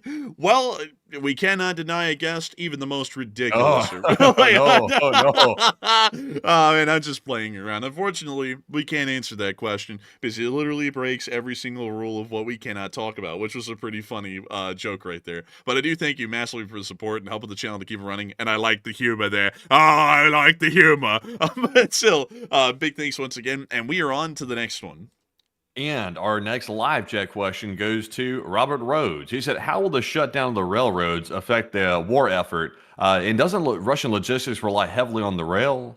Oh, yes. Russian logistics rely heavily on the rail. The way that this is going to affect Russian logistics won't really be that heavy, actually. This is going to affect the competency of the railroad and the maintenance of... Well, not really the maintenance of anything so far. We haven't heard about them curtailing that. That's probably next in a couple of months, though. But for now, it's not really going to affect the Russian military because they will have crews available to operate their existing cargo volume. It's just that they don't have the additional crews or personnel needed to handle the cargo volumes that existed pre-war any longer. So basically, it's not going to affect anything logistically in Russia, but it is showing us that as far as logistics go, in the terms of millions of tons of cargo moved per month in Russia, it's significantly decreased to the point they pretty much have half the traffic that they had before. So I hope that does address that the best I can. And with that, we are on to the next one. Also, by the way, just for the record, we'll cover this tomorrow, probably in a short war video, but the ceasefire ends in 8 hours between Pakistan and Afghanistan, and right now we're seeing some interesting things start to happen, so it looks like it's about to kick back off. So much for that thing ending. But anyways, jumping into our next live chat question, this one goes to Mike P. He said, would we have to preemptively use nuclear weapons against China if we get nuked by the Russian Federation, just because China would probably take advantage of Russia attacking us and take advantage of that? Most likely we wouldn't, because that wouldn't be a defensive use, that would be an offensive use, and generally our doctrine doesn't allow for that, although we still could. But I would highly doubt that we would do such a thing. But I hope that does address that well, at least in my opinion. And with that, we are on to the next one. And we have another super chat, this time from Mr. Falcon, who puts in a 10, and thank you, good sir, as well for that support. He said, do either of you ever plan on having face cams? And then not on this channel. On this channel, we'll probably keep it exactly the way we have it. But on my personal channel, though, and also when they force you to his personal channel, when we get settled down in Salt Lake City, we might be on camera for our personal channels. But on here, though, we're probably going to keep it exactly the way it is, just for continuity's sake. But Enforcer, what say you? Generally, we're never going to have cameras on the videos or our streams. I kind of have a personal conviction against it, at least with the news coverage side of things, because there are some people out there who do it and then they slap their last name on a whole bunch of merch and act like they're like gods among men, and I just don't know about that whole deal. It comes off really tacky. I would rather us just be two detached voices as y'all look at a screen. I like it better that way. And also on top of that, as far as cameras, they add a whole other level of stuff that you have to think about. You have to think about the facial expressions you're making on air, because you never really think about that until you're on a camera, and then you have to think about how you're looking if you're looking at the camera, everything else in between. It adds a whole bunch of extra layers of stuff to think about that makes this a lot more complicated to do than just doing it like a radio show. On top of that, another thing, this is like a side fact about Enforcer HQ 2.0. The little room I'm in that I run this show from is actually somewhat small, and the entire thing is surrounded by soundproofing blankets, which are pitch black. So I'm in a black cube running the show, and there's nothing else, like nothing at all. It's all curtains. So if I had a camera in here, you're going to be seeing nothing but blackness around me. It's like I'm living in a void. And I will be wearing a white t-shirt only. It's like a dress t-shirt, because the computer in here is using so much of its abilities, even though it's a pretty souped up computer. It's using so much of its abilities, it just exudes heat. This room heats up by like 10 degrees in the midst of this show, so it gets sweltering hot in here. So I'm dressed like I'm in the boiler room of the Titanic right now running the show, and that's something that I would have to change. I'd have to wear like a polo or something while I'm on the show, and then it would be boiling. Like, it's already hot in here, and I got a little fan running to try and keep it cool, but I'd be boiling hot in here if I had to wear a polo along with everything else and then run the show and on top of everything else. So generally we're not going to do that for this, but when Enforcer HQ 3.0 is popped up, this shouldn't really be that big of an issue with the heating side of things and also the soundproofing. And also cameras will eventually become a thing on the side shows, like Enforcer Matt's personal channel and my personal channel, when that's going to pop up here in the future for like rabbit holes and all kinds of cool stuff like that. But generally never have a plan of doing cameras on the main show. But still, a big thanks to you for the support. I hope that does address that well. And also a lot of people are like, damn, it's really like that? Yeah, I'm back here in the hot box. Like, Matthew can tell you, when he opens up the door to the room back here when this whole show's over, it's like 10 degrees hotter in this room. It's actually like physically warmer. Well, I mean, yeah, you basically have a mini nuclear reactor like sitting on your desk. His computer, like when we first got the thing and had to replace the old computer that he was using, we got this new one. We plugged it in and then noticed the electrical bill went up like 30%, like once this thing got plugged in every month. So the thing eats power like crazy. And also it's a massive tower. The thing's huge. It takes up half the desk. So that's another thing. And also it puts out enough heat to probably heat the entire place we're in all at the same time. So I just don't understand that these like tower PCs that are so power hungry like that. I use a nice MacBook personally, and it barely uses any power, and it does everything I need it to do. So, this does Apple versus Microsoft. You know what I mean? Folks, actually, my computer is so advanced, I have to call in the Adeptus Mechanicus from Warhammer 40k to do, like, incantations and prayers over the thing to make sure the machine spirit's pleased inside and that it runs properly. I mean, that's a little bit too much, honestly. I've been thinking about replacing this thing but they told me that that'd be heresy and I'd be executed. So I cannot replace it. So it just has to stay in here, and I have to boil every night on the show. So I hope that addresses that well. And also, LJ Jaya said, you will stay warm in Utah, Ella. Oh, no doubt. I don't even, like, the heating bill is going to be subsidized by the electricity bill in the winter for me, because as long as this computer's running, it's going to be boiling hot. So anyways, with that, we are on to the third to last question of the night. And this one goes to none other than AF Kaplan, who said, if the president of the U.S. is meeting with Putin again, could this mean that Ukraine will not be getting Tomahawk missiles after all? No, I would doubt that. Like, I don't really know what the meeting's even for, because it sounds like we're still moving towards giving Ukraine Tomahawks, so I don't know. I honestly would have to declare ignorance on that one. I'm a little bit unsure. But with that, we are on to the second to last question of the night. And this live chat question goes to, let's see here. Well, I'm trying to pick a good one. There's a lot of good ones left. But this one goes to the spy, who said, doesn't Putin have an arrest warrant issued by the International Criminal Court? And isn't Hungary a part of the ICC? So if the meeting is there, could Putin be arrested? Technically, yes, but the Hungarians could just say, we're waiving that. He can come here, even with the ICC being involved, and then he would just show up anyways. Because the ICC really is kind of like a benevolent organization, and it relies on all of its members to follow through with what they want to do. There's no enforcement power that the ICC actually has to force the Hungarians to arrest Putin if he lands inside of Hungary. So, with that, I hope that does address that the best I can from what we would know. And with that, we are on to the final question of the night. And so, who was like the last person who threw in the lucky last question of the night? And that viewer is going to be Marion Diemert, who said, would the neglect of the Russia due to the oligarchs? Who knows if their nukes even work? That's what we've been saying for a while. But the thing is, though, and this is kind of like the scary thing about it, let's say that half of their nuclear weapons are non-functional due to lacks of maintenance. They still would have 3,000 operational nuclear warheads. Even if 80% of them were not operational, they would still have around 1,500 usable nuclear warheads, which is about twice the size of China's nuclear arsenal still. And that's what's still quite concerning, is that even if they have curtailed a lot of that maintenance on the nuclear arsenal to save money, and only a smaller fraction of that percentage is operational, that's still well over 1,000 nuclear weapons at a minimum, bigger than the UK and France's nuclear arsenal, along with Israel's combined. So with that, I hope that does address it the best I can. Big thanks to you once again for throwing in an interesting point on that, though, because I would also agree with you. I'm sure most of them aren't even operational.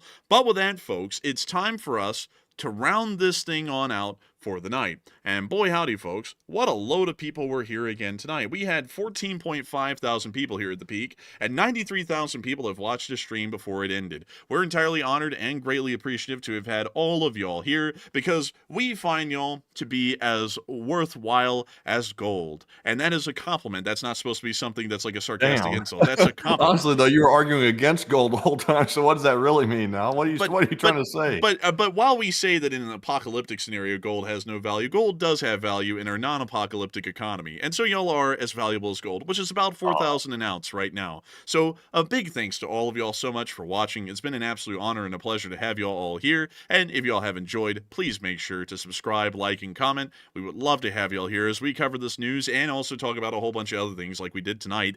Every single day, 6 days a week at 10 p.m. Eastern Time, every day but Monday. And we also make short war videos whenever there's enough news. And hopefully there will be enough news tomorrow for a short war video, because if there is enough news, Enforcer Matt will be the one making the video. And so with that, folks, it's time for us to round this thing on out. Good night, good luck, take care, stay safe. Slava Ukraini, Ram Slava, long live the Republic, and long live the Lee Spring Army.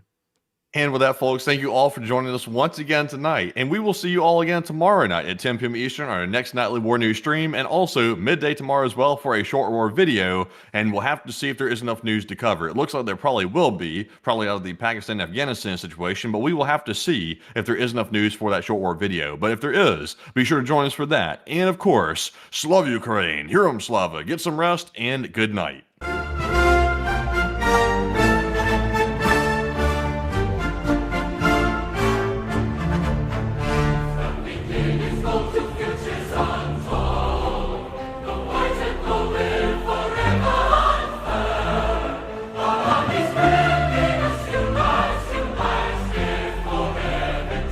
Future